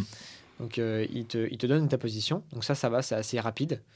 Ça marche toujours pas à l'intérieur, hein, très rarement, mais ça marche. C'est déjà beaucoup plus C'est au rapide point, quoi. et c'est au point et ça. Et ça, c'est une précision de combien? Enfin, Bah, ça dépend la puce que tu vas utiliser. Ça dépend de la constellation sur laquelle tu es. Ça dépend si tu utilises des outils d'optimisation de précision. Parce que, en gros, bah, le satellite il bouge, toi tu bouges, il y a des imprécisions et de triangularité. Il peut y avoir des manques de précision. Et donc, de base, ça doit être l'ordre de 5 mètres, voire même moins 1 mètre. Quand tu as une bonne précision, tu as un bon capteur. Et tu peux encore augmenter ça avec, en gros, tu as des stations sol où on connaît précisément la position de la station sol, Ouais, ok. qui va nous permettre de recalculer précisément et de corriger la position qu'on reçoit. Et là, tu peux taper les centimètres, voire même millimètres sur certains systèmes comme les extrêmement précis. Les géomètres. Les géomètres, voilà. Mais nous, on n'est pas là. Nous, on a un système qui nous permet de nous positionner au mètre près. Alors, c'est un carré d'1 mètre, c'est 1 mètre devant, 1 mètre derrière sur les côtés. C'est un carré. Et ça nous permet déjà d'avoir quand même une bonne précision. Et une fois qu'on a cette position, on la stocke. Déjà, il faut se connecter à ce satellite. On la stocke cette position avec une première antenne satellite et un premier récepteur. Et ensuite, on va regarder le réseau qui va bien. Donc, s'il y a de la 4G, on va se connecter à la 4G, donc à une antenne cellulaire. S'il n'y en a pas, si on n'arrive pas à se connecter ou que le réseau n'est pas disponible, on va switcher, on va essayer de chercher un satellite, cette fois-ci de télécommunication, donc auprès d'un des satellites disponibles du cluster de notre partenaire. Ah, il y en a un disponible, ok, il faut le chercher, il est où ? Il est là, ok, je lui fournis ma position, donc il sait où je suis grâce au GPS, donc grâce aux autres satellites qu'on a récupérés. Il sait où on est, et là, ok, lui, il nous donne sa position, donc on sait où il est dans l'espace. Et à partir de là, on peut lancer les connexions, et là, on peut lui parler, et là, on peut lui envoyer des données. Donc ça demande un gros séquençage des temps et des informations pour que ça fonctionne bien. Ok, et ça toutes les secondes. Et ça, en fonction de... ça dépend. En rallye automobile, quelques secondes. Pour la logistique, quelques minutes ou quelques heures. Ça dépend du besoin de la personne. Ça s'adapte. Mais la difficulté, c'était de faire en sorte d'intégrer ces technologies-là, de pouvoir faire tout ça dans un produit qui rentre, qui tient dans la paume d'une main. Et qui puisse être autonome, qui ne consomme pas parce que le satellite, on parle quand même d'un satellite qui est à 35 000 km d'ici, hein, donc il y a de la borne, le signal, il a beaucoup de... Et je suppose s'il y a de la pluie, des nuages et tout ça... Bah oui, forcément, du coup, c'est pour ça que la partie antenne, conception des antennes est hyper importante, donc la partie hyperfréquence, mais plutôt du côté conception antenne. Qui est un monde de l'hyperfréquence encore un peu à part, que je ne connaissais pas avant, que je ne maîtrisais pas avant, et sur lequel, du coup, j'ai appris pendant le projet. Tu peux simuler ou pas ? Tu peux simuler aussi, c'est encore plus long et chiant et compliqué. Tu as des outils spécifiques comme HFSS ou d'autres qui permettent de simuler le rayonnement des antennes pour savoir dans quelle direction elle émet, à quelle puissance, avec quelle efficacité. Et ça, vous avez fait un peu de simulation du coup dans tout le projet ou, On a fait un peu de simulation. Le problème, c'est qu'avant, j'utilisais les logiciels de la société dans laquelle j'étais, donc ça allait bien, sauf que c'est des logiciels qui coûtent extrêmement cher. D'accord. On n'avait pas les budgets pour acheter ce genre de logiciel. Et donc, on a essayé de chercher d'autres solutions. Donc, la solution première, ça a été d'utiliser des logiciels open source. Il y a quelques logiciels open source très cachés, pas très connus, qui permettent de faire de la simulation d'antennes un peu basique.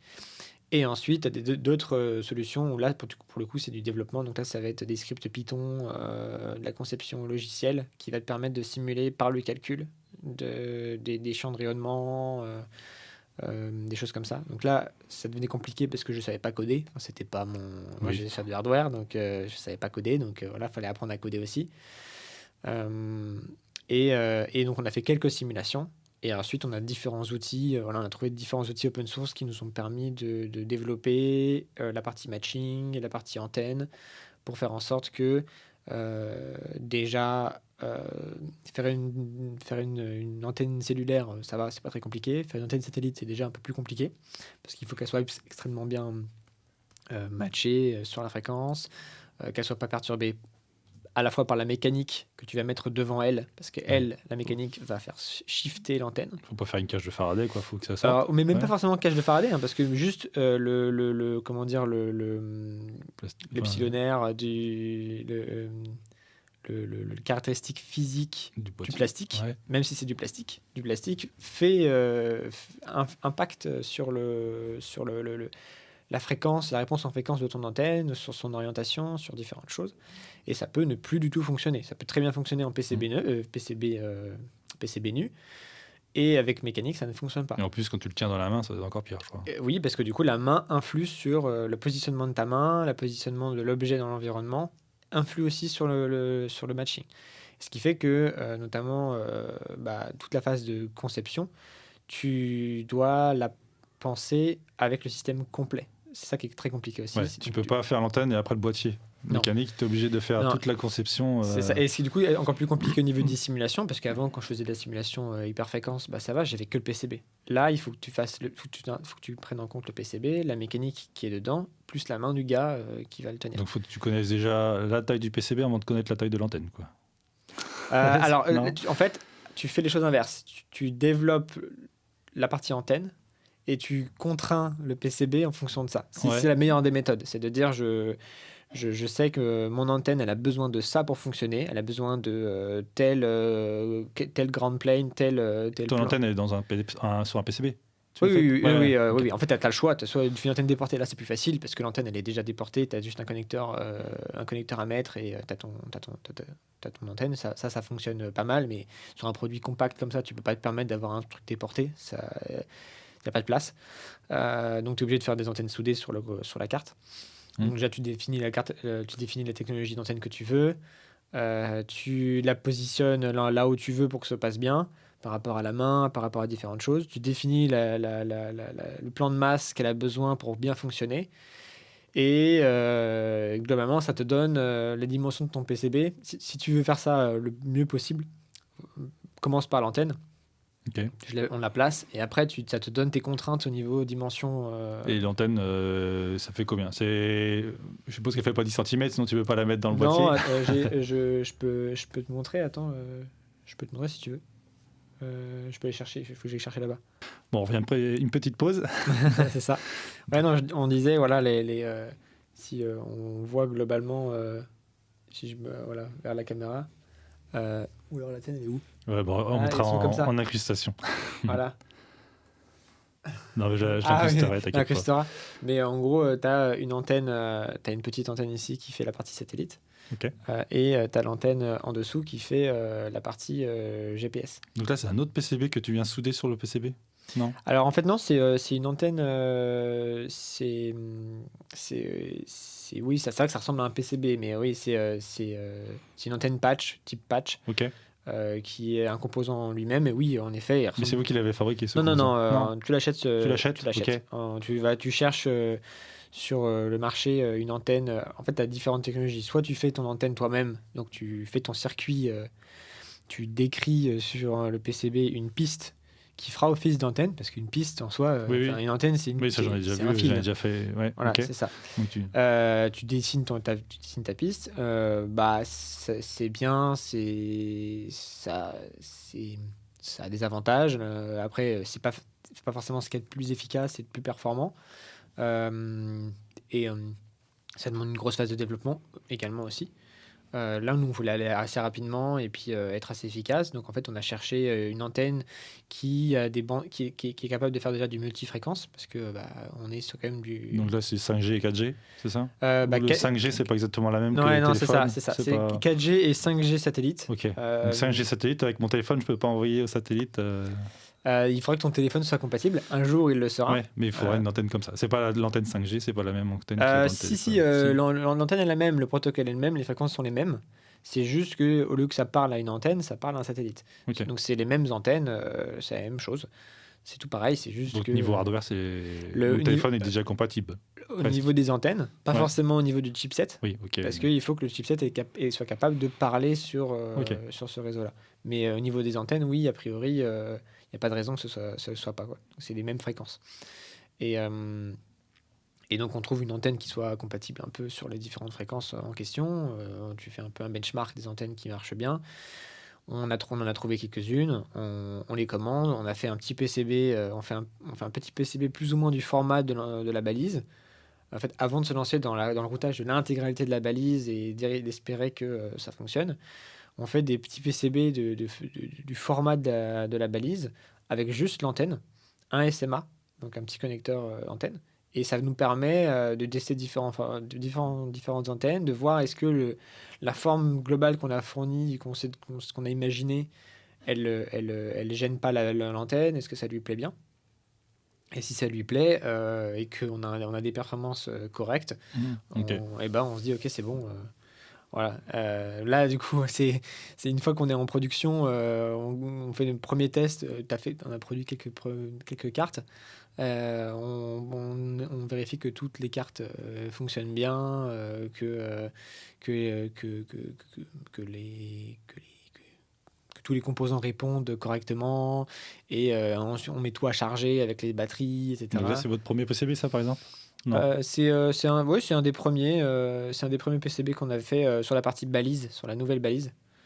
Euh, et, euh, et voilà. Et puis du coup, voilà, après, une fois qu'on a fait nos PCB, après, il y avait la question des tests. Ça c'est dehors, quand on vient tester. Quand il fait beau, là, ça va. Ouais, quand il fait beau, ça va. Et donc, on est obligé de sortir dehors avec la grande table où on va mettre l'analyseur de spectre, l'oscillo, le simulateur de batterie. Et on vient tester un peu tout le système. Donc, ça fait beaucoup de matériel à faire sortir dehors, qui n'est pas censé être dehors d'ailleurs. Hein. C'est pas du matériel. En général, c'est plus dans un labo. Les voisins, ils doivent se demander qu'est-ce qu'ils font, ça là. Ouais, ils nous trouvent un peu bizarre des fois. Et d'ailleurs, c'est voilà, la première fois que on a fait différents ateliers. On a grandi au fur et à mesure en fonction de la croissance de la société. Et dans le premier atelier dans lequel on était, deuxième atelier dans lequel on était, on s'est fait cambrioler. Je pense que forcément, étant donné qu'on est tout le temps dehors, nos fenêtres sont ouvertes, les gens voient ce qui se passe, il y a du matériel, ça donne envie et tout. Et donc, forcément, à un moment, ça c'est arrivé. On s'est fait cambrioler. C'était en quelle période? C'était un peu la transition entre le GPS et la balise. D'accord. Donc là, tout le matos a disparu. Alors, je faisais de la production photo, vidéo à l'époque. Forcément, un oscilloscope ou un analyseur de spectre, ça parle pas trop aux voleurs. Je sais pas s'il la met sous le bras. C'est un peu plus compliqué à cacher sur le bon coin. Et alors que des objectifs ou des appareils photo, ça allait plus facile. Donc en fait, ils nous ont piqué tout l'IT. Donc tous les PC, etc. Heureusement, tout était stocké sur des NAS distants, etc. Donc on n'a pas perdu de travail.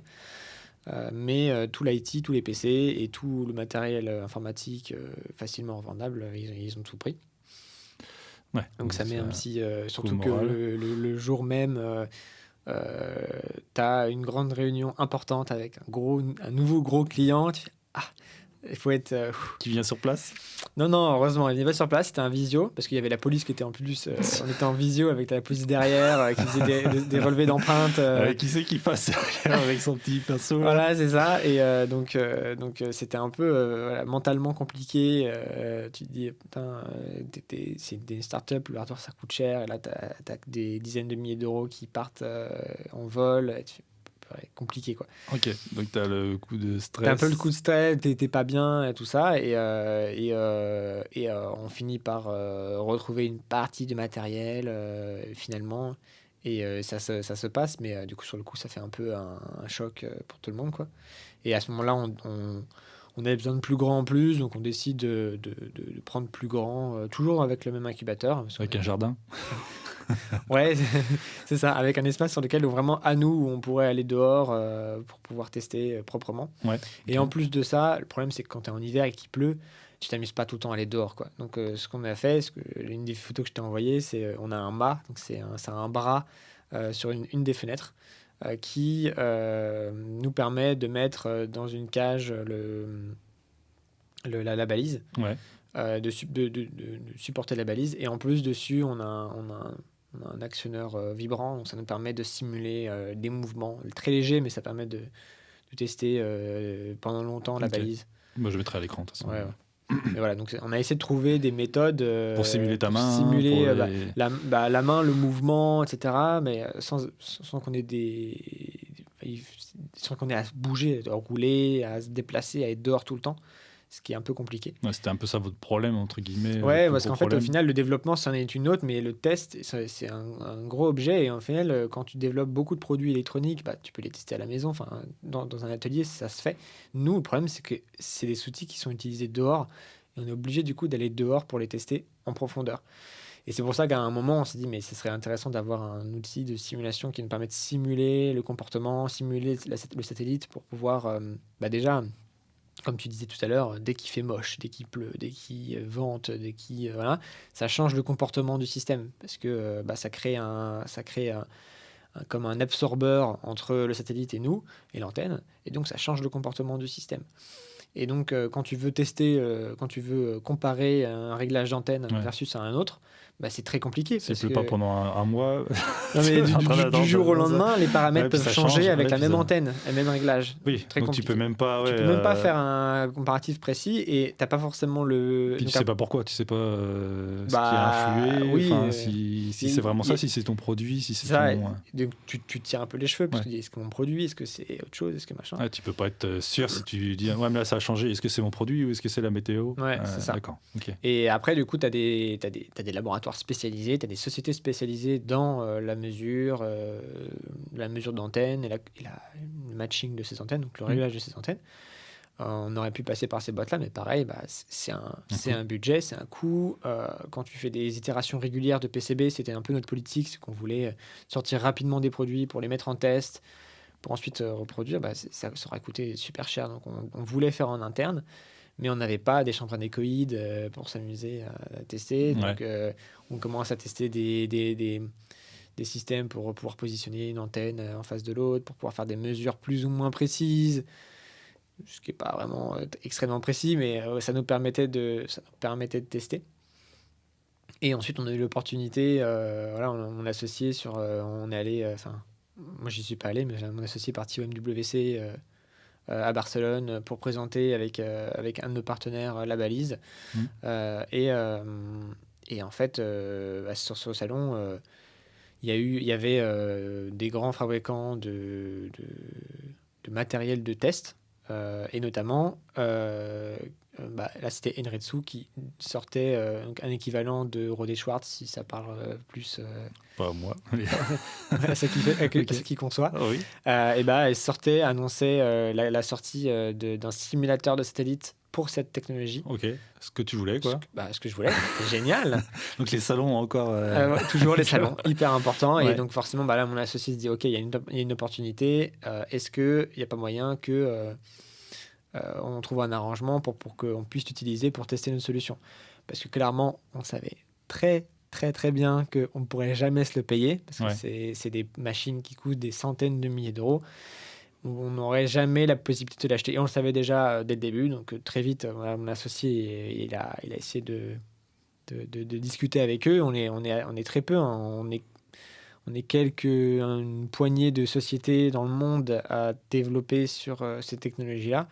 Donc, et en plus, elle est nouvelle. Ouais. Donc, ça veut forcément dire que la machine n'est pas forcément aboutie totalement, parce que c'est nouveau aussi pour eux. Ouais. Donc, est-ce qu'il n'y a pas moyen de se faire un procédé, un échange de bons procédés, où nous, on leur fait des retours d'expérience constructifs, on leur permet d'améliorer leur machine, et en contrepartie, nous, on peut utiliser cette machine. Et puis, si vous devenez gros, ou si ça marche, du coup... à ce moment-là, oui, on achètera la machine avec plaisir, parce qu'on aura le budget. Mais du coup, à ce moment-là, on trouve un arrangement avec cette société, et du coup, ils sont d'accord pour nous prêter pendant 6 mois la machine. D'accord. Donc, c'est plusieurs centaines de milliers d'euros. Voilà. Donc, on appelle l'assureur tout de suite pour dire augmenter, doubler, tripler, quadrupler l'assurance sur le local, pour pas se faire revoler, parce que c'était après le vol. C'était après le vol, mais c'était pas du tout au même endroit, donc bien plus sécurisé. Bon, après sur le bon coin, c'est encore plus dur à vendre. Là c'est mort à vendre. C'est une grosse machine qui fait 40 kilos. C'est un gros truc. Je crois que je te l'ai pas envoyé. Ouais, je vais mettre en photo.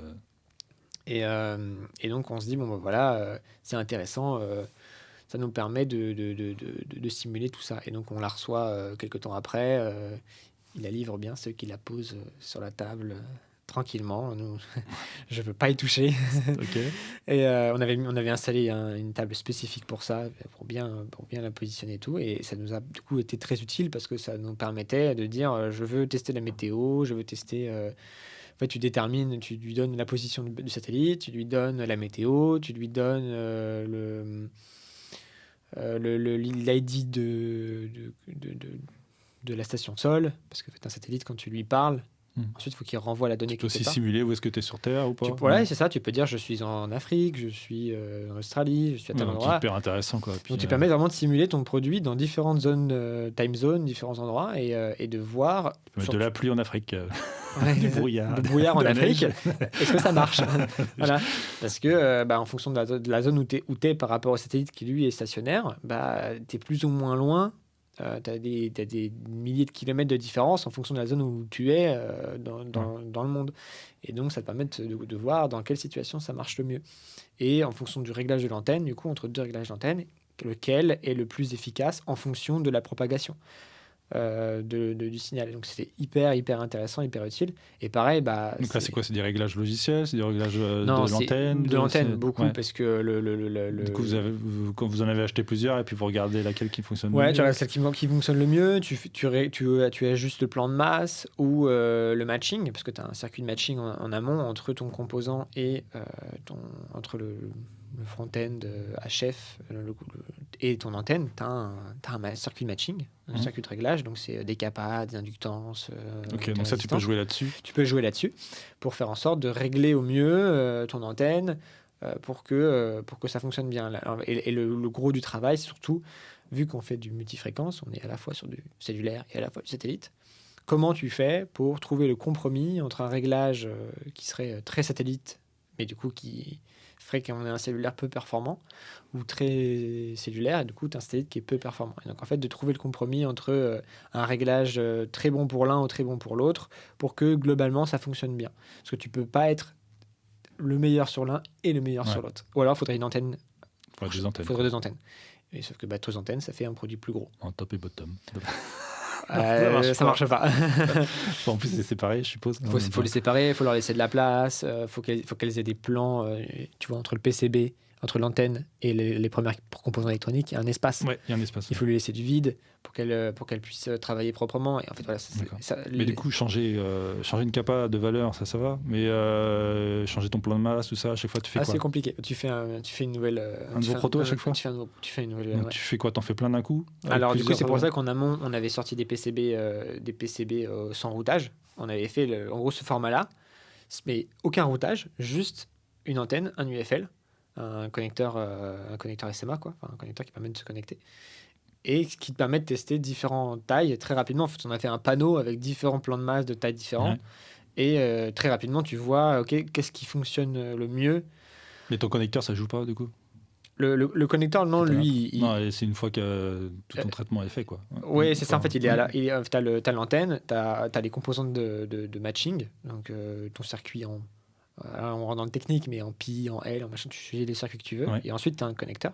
Et là, tu te branches dessus. On se connectait. Ouais, donc, tu as quand même un petit peu de. C'est pas une carte vierge. Quand même non, tu as quelques trucs. Tu as juste la partie matching que tu mets dessus. Parce que forcément, le matching, en fonction du substrat sur lequel il est, sur le stack-up. Je sais pas si on a le droit de parler de technique. Si, justement, on peut rentrer un peu dedans quand même. Il y en a qui attendent que ça. Si, en fonction du stack-up sur lequel tu es, le composant de matching, il va réagir d'une manière différente. Et donc, tu as besoin de le mettre sur le substrat en question. D'accord. Donc déjà, tu as pris quoi comme substrat, du coup? Toujours c'est du FR4, mais c'est juste que déjà, il faut trouver en accord avec le fabricant Non, parce qu'il y a peut-être d'autres matériaux que le FR4. mais sur du mass market, on ne peut pas se permettre d'utiliser d'autres matériaux. On pourrait utiliser... On a déjà utilisé d'autres matériaux qui sont bien plus performants, mais on ne peut pas se permettre d'utiliser ça sur de la masse prod, quoi. Enfin, sur des grosses productions. Donc, on reste sur des solutions classiques, mais après... Mais ça marche quand même. Oui, ça fonctionne très bien. C'est juste après, tu dois dire, OK... est-ce que je suis en 4 couches, 6 couches Vous êtes du en combien? Là, c'est du 4 couches. D'accord, ok. Au début, on était sur du 6 couches pour aller plus vite. 4 couches, donc c'est que des couches de plan à l'intérieur? Ouais, c'est des... non, tu dois avoir une couche de signal. C'est Adrien, donc c'est un associé qui a fait toute la partie routage. Moi, je me suis occupé de la partie antenne. puisqu'après je faisais aussi la mécanique. Donc ça, c'est pareil, vous avez pris un open source? Pour l'outil, le CAO? Non, là du coup on est passé sur, parce que Easy Yoda c'était beaucoup trop limité, surtout quand on voulait concevoir des choses plus avancées. Donc on est passé sur KiCad. Ok. Donc pareil, un logiciel gratuit, open source aussi, mais bien plus poussé quand même que Easy Yoda, bien plus professionnel. La chose frustrante, c'est que KiCad n'exporte pas de fichiers ODB. Oui, de fichiers, ça, je crois que ça va arriver, ou c'est arrivé il n'y a pas longtemps. je suis pas au courant, mais je suis pas sûr. c'était annoncé plus ou moins, mais c'était pas. Enfin, en tout cas, ça marche. J'ai pas vérifié non plus. Ouais. De toute façon, je n'utilise pas KiCad, mais pour moi, c'est pas le cas, et du coup, c'est très limitant parce que dès qu'on veut faire de la simulation, en général, on peut pas simuler sur du Gerber, c'est pas possible. Donc c'est compliqué. Alors du coup, je me suis fait des scripts pour convertir du Gerber en ODB. D'accord. Des trucs comme ça. Ok. Mais c'est très compliqué. Mais à côté de ça, on n'avait pas forcément les budgets pour partir sur du Altium ou du Orcad ou des choses comme ça. Donc on est passé sur KiCad. Ça fonctionne. Je le conseillerais pas forcément si tu veux vraiment faire des choses en antenne ou en simulation, en conception hyper fréquence très poussée. Parce que en termes de fichiers de sortie, t'es limité, quoi. Mais c'est ça qui te bloque. Ouais, t'es bloqué. Mais sinon, dans le routage. Non, dans le routage, la définition des règles est un peu limite, peut-être. Tu n'étais pas suffisamment aussi flexible. Ok, ouais. Pour en plus, c'est pas. Les DFMIA, la partie DRC, etc., est pas très poussée. Pareil, c'est assez limité sur certains aspects un peu poussés, tu vas être limité. Ça fait le taf, hein. Globalement, ça fonctionne bien, et on a réussi, notre produit on le fait là-dessus, donc ça fonctionne. Juste que sur des architectures vraiment très complexes, ou quand tu vas commencer à travailler à plusieurs, ou que tu as beaucoup de librairies composants pour gérer tes librairies de composants, etc. Je vois dans des grosses boîtes pour la gestion de librairies, ça peut être un peu rude, je pense, mais ça fonctionne très bien. Ok, en tout cas vous avez... Non, ouais, donc ouais, on se met d'accord avec le fabricant, et puis et pour trouver, surtout, parce que tu peux pas t'amuser à changer le stack-up, ni même la référence de cuivre. Tu peux pas choisir la référence, tu peux pas changer la référence de cuivre du jour au lendemain, parce que ça change la réponse en fréquence de la carte. Le vernis, tout ça aussi. Le vernis, la référence du vernis, la finition, est-ce que c'est, enfin, toutes les finitions, tout ce que tu vas mettre, va influencer sur la réponse en fréquence de ton antenne.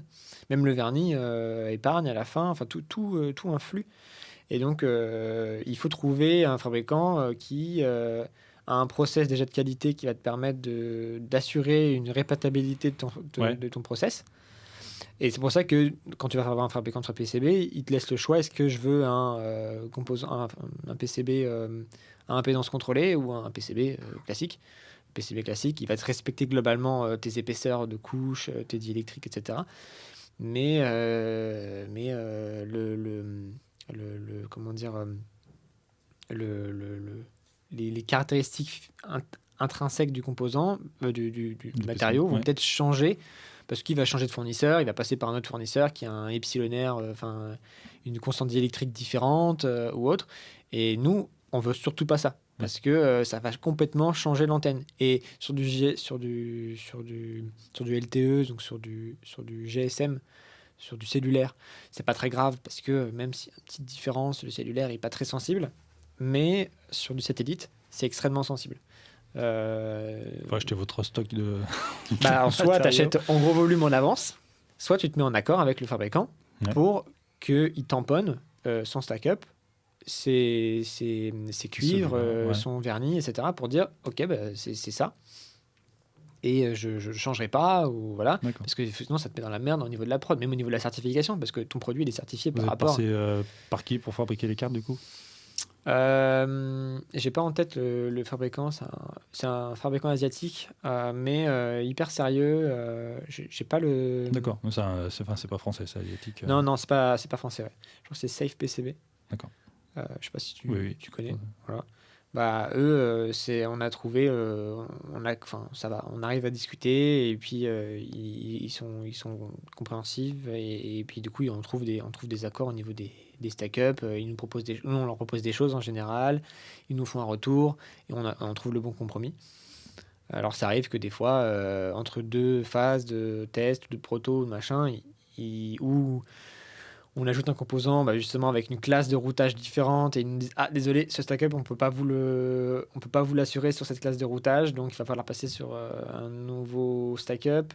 Donc là ça change l'antenne. Donc, parce que vous avez rajouté des composants qui n'avaient pas le même pas. Oui, c'est et ça. Du coup, tu changes ta classe de routage. Tu changes la classe de routage, et sauf qu'ils ne pouvaient pas s'assurer cette épaisseur de cuivre ou tel type de cuivre dans cette classe de routage. Là, obligé de recommencer le truc, quoi. Tu recommences pas tout, c'est juste que la partie réglage de l'antenne, vu que globalement, notre première phase, on a dit ok, il faut telle antenne et telle taille de plan de masse. Ouais. Bon, c'est bon, ok, on part là-dessus, quoi. Mais ensuite, au niveau du réglage de l'antenne, il va falloir le faire évoluer dès qu'il y a une petite modification du stack-up, quoi. Et donc, quand on a fait un changement de classe au niveau du PCB, à ce moment-là, on a fait évoluer notre routage. Pareil, dès qu'on est passé d'un fournisseur de mécanique à un autre, avec une autre méthode de fabrication, avec un autre matériau, un autre plastique, on a dû changer. Donc, en fait, ton électronique, elle est dépendante de fournisseurs extérieurs et de mécanique et de différentes choses comme ça. C'était pour ça qu'on voulait faire en interne, avoir la possibilité de mesurer l'antenne, de modifier le matching, modifier le réglage, jusqu'à ce qu'on arrive à un truc bien, quoi. Ok, vachement intéressant. Et donc maintenant, là, vous en êtes où là, avec le projet? Enfin, ça en est rendu. On est sur la fin, on est sur des phases d'industrialisation, vu que en plus on est sur un produit de sécurité. On peut pas se permettre qu'il y ait des failles de sécurité ou que ce soit limite sur certains aspects ou que le produit tombe en rade. Donc en fait, on fait énormément de phases d'expérimentation, de tests à grande échelle avec nos prospects, nos clients ou autres. Et ce qui nous permet d'avoir un maximum de retours d'expérience pour fiabiliser le produit. On fait une grosse phase de fiabilisation du produit pour s'assurer que tout fonctionne correctement et faire en sorte que, suite à la production, on puisse livrer proprement nos clients. Donc, on aimerait d'ici 6 mois pouvoir commencer à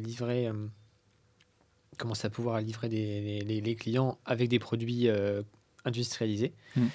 Le gros du travail, c'est la partie mécanique, parce que ça demande des moules, donc de forts investissements. Donc il faut être sûr que tu te rates pas, quoi. Donc, Et votre puce là, du coup, elle est déjà, elle est encore en phase de test ou alors du coup elle est sur la fin. En fait là c'est bon, elle est certifiée, la puce. Donc on a fait beaucoup de retours avec le fabricant de la puce pour leur donner nos retours d'expérience, l'améliorer, nous donner des retours de logiciels, et jusqu'à ce qu'on arrive à quelque chose qui fonctionne bien. Là, enfin, elle est certifiée.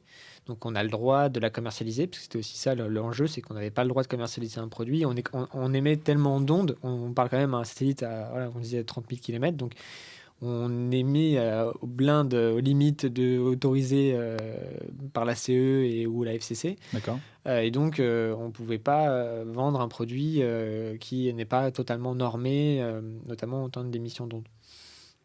Et donc, on attendait la certification de la puce en elle-même, le chipset, pour se dire, OK, c'est bon, on peut partir. Donc, du coup, là, c'est bon, elle est officiellement certifiée. Donc, c'est bien, on peut passer nous-mêmes à notre phase de certification. Parce qu'on ne pouvait pas commencer à certifier notre produit tant que cette puce n'était pas certifiée. Ouais. Donc là, on est aussi dans cette phase de certification de produit pour l'Europe, les États-Unis, les différents pays, quoi, dans lesquels on veut commercialiser. Ok, donc la puce a commencé à stable parce que tu me disais qu'il y avait pas mal de soucis. Du coup, le fait d'avoir une nouvelle puce. Oui, c'est ça, tu as une nouvelle puce. Forcément, tu te rends compte de soucis en cours de route qui sont plus ou moins problématiques. Tu dois les régler. Et c'est normal, hein, c'est du développement. Donc, il y a l'itération régulière à faire. Mais du coup, ça pouvait être bloquant pour nous parce qu'il fallait qu'on ajuste régulièrement le logiciel, et surtout pour nous de comprendre comment ça fonctionne. Parce que tu n'es pas sur un système fermé qui ne parle qu'à toi-même, c'est ta carte électronique, c'est en interne. Là, tu parles à des réseaux extérieurs qui ne dépendent pas de toi. Il y a beaucoup de choses qui ne dépendent pas de toi. Et donc, la question, c'est toujours, comme on se disait, est-ce que le problème il vient de toi? Est-ce qu'il vient de la carte? Est-ce qu'il vient de l'antenne? Est-ce qu'il vient du satellite? La puce. Est-ce qu'il vient de la puce? Est-ce qu'il vient de la carte SIM? Voilà. D'où vient la problématique? Et ça, c'est compliqué. Et donc, c'est pour ça que ça prend pas mal de temps. Et là, c'est bien, ça fait plaisir. C'est bon, ça commence à être stable. Enfin, c'est stable maintenant. Et depuis quelques semaines. Et donc, du coup, ça nous permet. Vous avez déjà pu le tester, ce produit? Oui, bah oui. Du coup, on teste beaucoup sur de nombreux événements. Comment dire? Vu que nous, on fait soit. Donc, nos clients, globalement, on n'a pas trop parlé, mais c'est soit de l'événementiel sportif. Donc, ça va être de la course automobile, du trail, des marathons, des événements qui ont de la course au large, en bateau, des événements qui ont besoin de traquer des personnes pour assurer leur sécurité, pour faire des classements officiels, pour les retransmettre en direct ou autre, mais dans des situations dans lesquelles des réseaux cellulaires classiques passeraient pas. Quand tu es dans le désert ou côté au milieu du large, il faut des solutions satellites. Ok, donc là ils s'en servent un peu comme modem, quoi. Enfin, c'est non, pas vraiment. Enfin, alors on peut, parce qu'il y a du Bluetooth, donc on peut se connecter son téléphone avec et utiliser un peu comme un hub Wi-Fi, enfin un hub du coup Bluetooth Wi-Fi. Faut pas oublier de désactiver l'internet parce qu'il faut faire attention parce que quelques milliers d'euros le giga. Le satellite peut coûter cher, mais alors du coup justement l'avantage, enfin,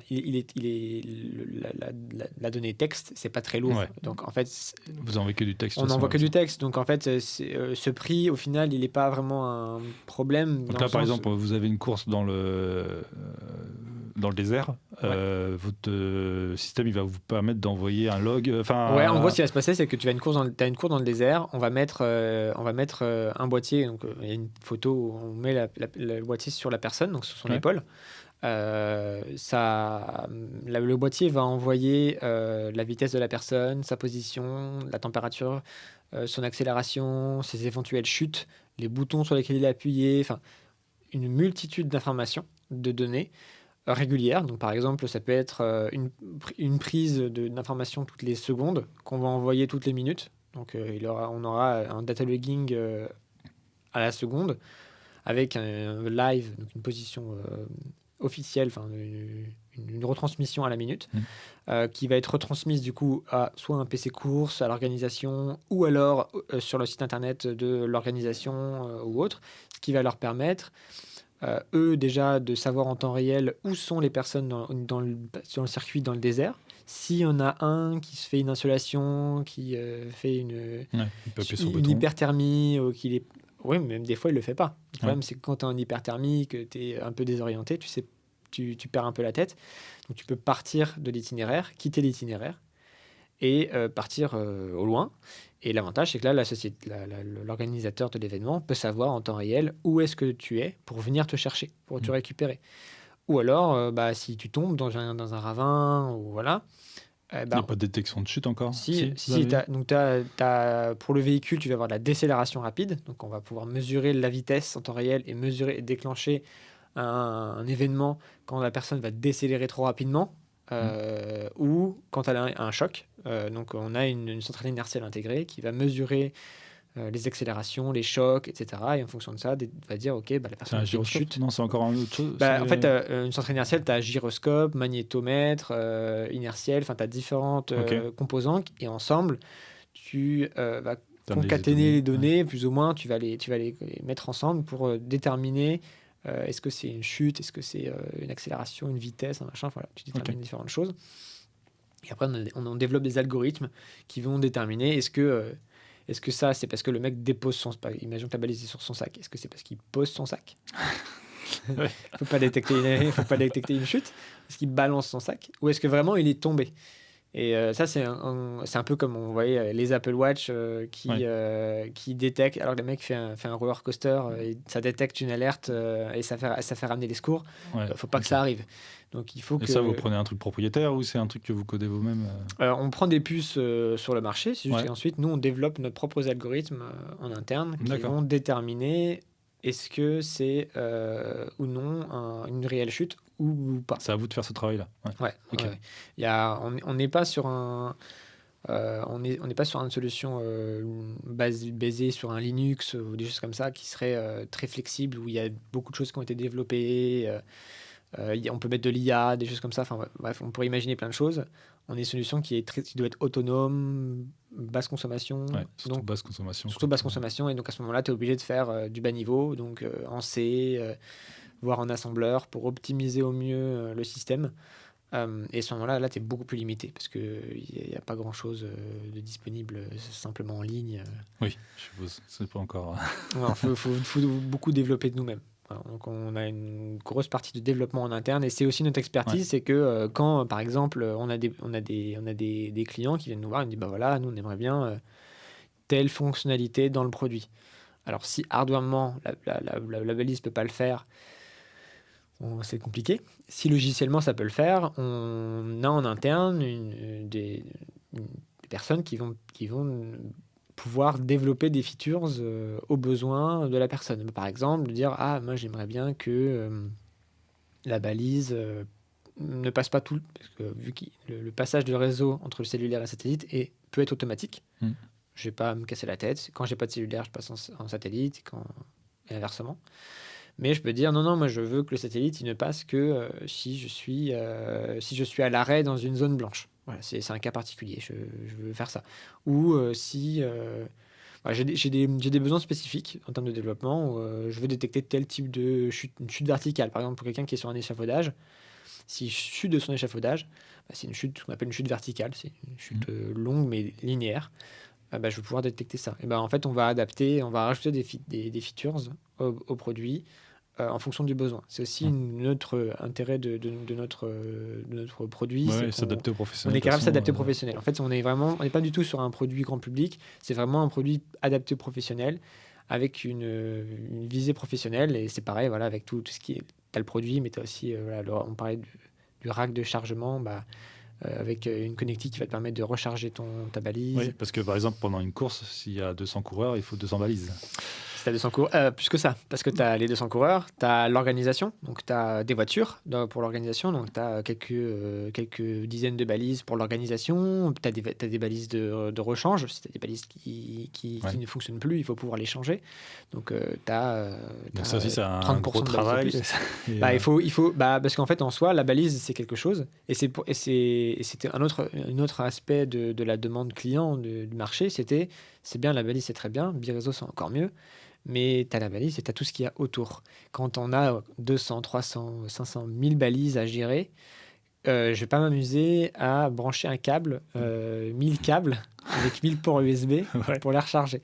Et c'est ce que j'ai quelques photos comme ça. On mettra à l'écran. On mettra à l'écran, mais où tu as des systèmes complètement lunaires, où tu as des kilomètres de chargeurs pour recharger les balises. Ou alors, encore pire, des piles. Il y a quelques balises qui fonctionnent avec des piles. Vous avez fait le plus gros truc que vous avez fait pour l'instant, c'est sur des événements où tu vas avoir 300, 400 balises. Ouais. Vous avez déjà 400 boîtiers Non, comme ça, on était présents sur ces événements, mais on ne déploie pas autant de balises. Ouais. Vu qu'on est en phase de test, on va déployer 30, 50 balises pour tester la solution à notre échelle. Ouais. On n'est pas encore en capacité de lancer des tests. Et du coup, tu as des logiciels aussi pour dire telle balise, c'est tel coureur. Et puis, après, c'est l'idée, c'est derrière. C'est de dire aujourd'hui, maintenant, actuellement, les balises, je vais coller un sticker dessus où c'est marqué le numéro de la personne. Et quand elle vient chercher sa balise, on va lui donner la balise avec le numéro qui est écrit dessus. Ouais, mais ça, c'est pas très optimisé parce que j'ai une grande table, j'ai 1000 balises, il faut que je cherche la balise qui lui va bien. Si la balise, elle n'est pas chargée ou elle a un problème, au moment où je lui donne... Vous lui mettez un QR code, est-ce qu'il y en a avec son téléphone ? Exactement, voilà. Et donc du coup, sur les balises, on a un QR code ou alors on a un tag NFC intégré qui va permettre à l'organisation d'utiliser son téléphone, de taguer la balise ou de la scanner et automatiquement de l'assigner à un coureur. Okay. Toi, tu n'as pas cherché très loin la solution, mais aujourd'hui, ça n'existait pas. Et donc, c'est plus ou moins manuel.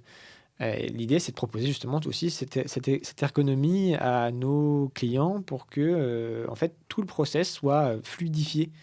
Parce qu'en vrai, la personne. T'as pas besoin d'une grosse balise machin pour programmer ton truc, quoi. Non, c'est ça, c'est ça. Ton téléphone. Et puis, avec ton téléphone, tu le plugs, tu veux mettre à jour, c'est à distance, c'est par la 4G ou le satellite que ça met à jour. Et s'il y a un problème, tu peux facilement le mettre à jour. Et donc, parce qu'en soi, le mec qui l'utilise, le coureur, on parle de course, mais ça peut être aussi de la logistique. Le mec qui fait de la logistique, il n'a pas envie de se casser la tête et la balise, elle est là, elle le suit. Et donc, il n'a pas envie de s'embêter avec ça. Ouais. Donc, ce qu'on cherche à faire, c'est proposer une solution performante, mais surtout, ce que j'aime bien dire, c'est une solution qui s'oublie. C'est une solution, elle est là, elle fonctionne d'elle-même, il n'y a pas de problème. Voilà, tu n'as pas à y penser. Ce qui n'est pas le cas aujourd'hui avec beaucoup de solutions où il y a des problématiques techniques, il faut rebrancher, il faut calibrer, il faut machin. Ok. Ouais, super intéressant. Ouais, on va arriver. Il y a encore un petit peu de temps. Je te propose de regarder un peu les photos que tu m'as envoyées. Là, c'est un. C'est quoi? Ouais, c'est un banc d'essai. Pareil, au début, quand tu commences les cartes électroniques, c'est très bien. Tu testes, tu prends ton multimètre, ton oscillo et tu viens tester manuellement les cartes. Mais bon, quand tu commences à faire de la production, des séries, c'est important de pouvoir tester plus en profondeur, déjà beaucoup plus de signaux. Plus en détail pour être sûr que la carte électronique soit fonctionnelle. Et donc, il y a des fabricants qui fabriquent, t'as même des EMS qui assemblent, qui proposent ce genre de choses avec de la sonde mobile, des choses comme ça. Oui. Mais en production, on va plus utiliser des lits à clous comme ça pour nous permettre de tester les cartes. Et très vite, on s'est dit, nous, on a envie de le faire nous-mêmes. Et donc, on s'est dit, on va créer... Parce que voilà, typiquement, avant, on faisait comme ça. On avait des dizaines de sondes connectées en même temps pour essayer c'est pas pratique. Oui, elles se touchent entre elles. Ouais, voilà, c'est ça. Et puis même quand tu veux tester en production, c'est pas adapté. Enfin, tu fais pas ça. Il faut 10 minutes pour les marquer. Voilà, c'est ça. Et donc, on a développé... alors, si je te trouve... Voilà. C'est qu'en gros, l'idée, c'était de développer mécaniquement déjà la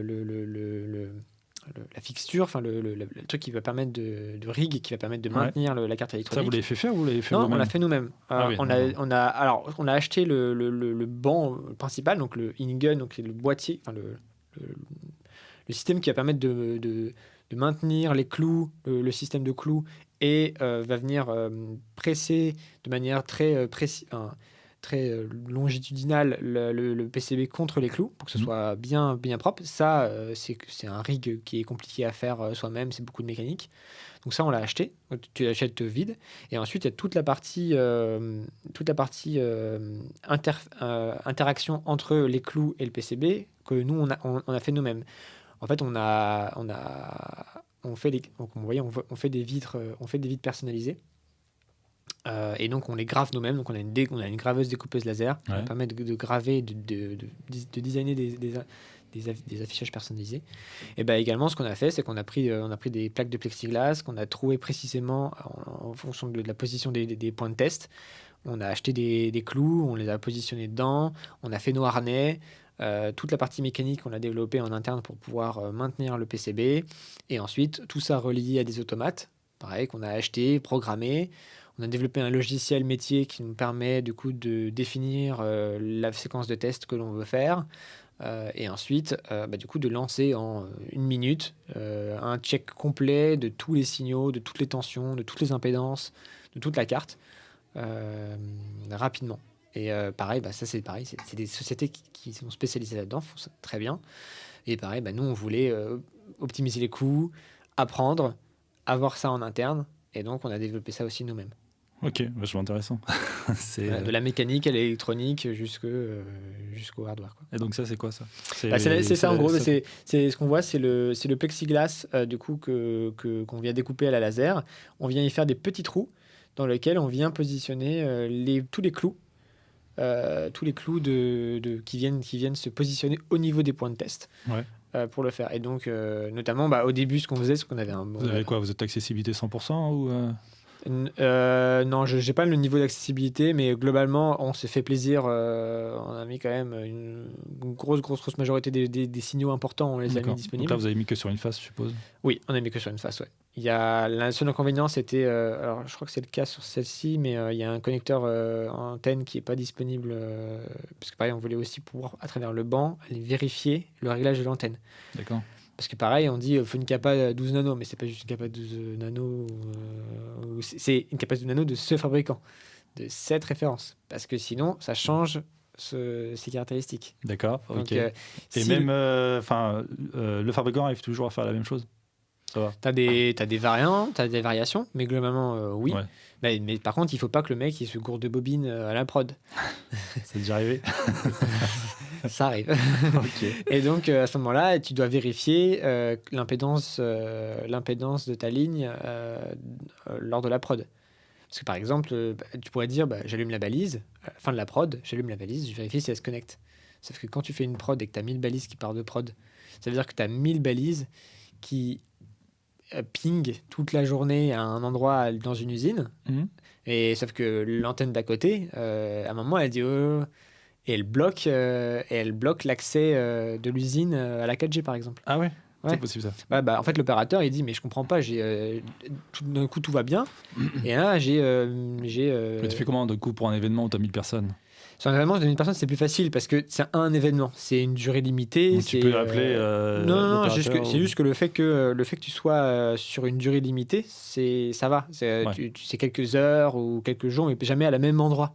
Là, t'imagines, c'est à la même position. C'est une usine, c'est un bâtiment Ouais. qui émet tous les jours pendant une production constamment des émissions. Et t'allumes, en plus c'est Il faudrait une antenne 4G rien que pour vous, quoi. Enfin, ouais, ou que l'opérateur il nous donne des accès, ou voilà. Ouais. Mais ça, c'est pas forcément possible. Surtout en plus, c'est oui. pas Ceux juste qui habitent à côté, ils sont pas j'allume contents. la balise et elle parle. Là, c'est j'allume la balise, je l'éteins. J'en allume l'autre, je l'éteins. Et en fait, c'est un comportement qui est bizarre pour l'antenne. Ah oui. Oula, c'est bizarre.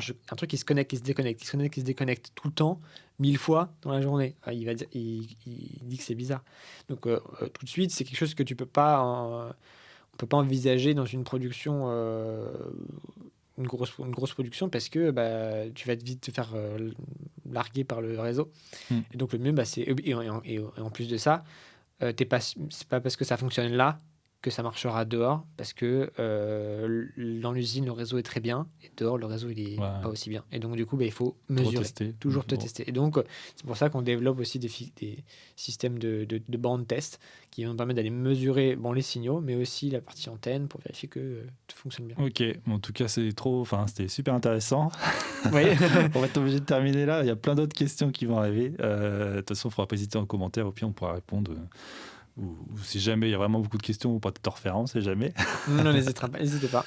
Et c'était voilà, un plaisir je en tout sais pas cas. comment conclure, on pourra regarder, on mettra des petites photos où j'essaierai d'incruster pendant le podcast pour ceux qui regardent ça sur YouTube. Et voilà, en tout cas, merci beaucoup d'avoir participé. Avec plaisir, j'espère que c'était intéressant. Je pense, en tout cas, moi c'est passé super vite. Voilà, n'hésitez pas à nous dire ce que vous en avez pensé. N'hésitez pas aussi à vous abonner et puis à très bientôt. À bientôt. Salut. Salut.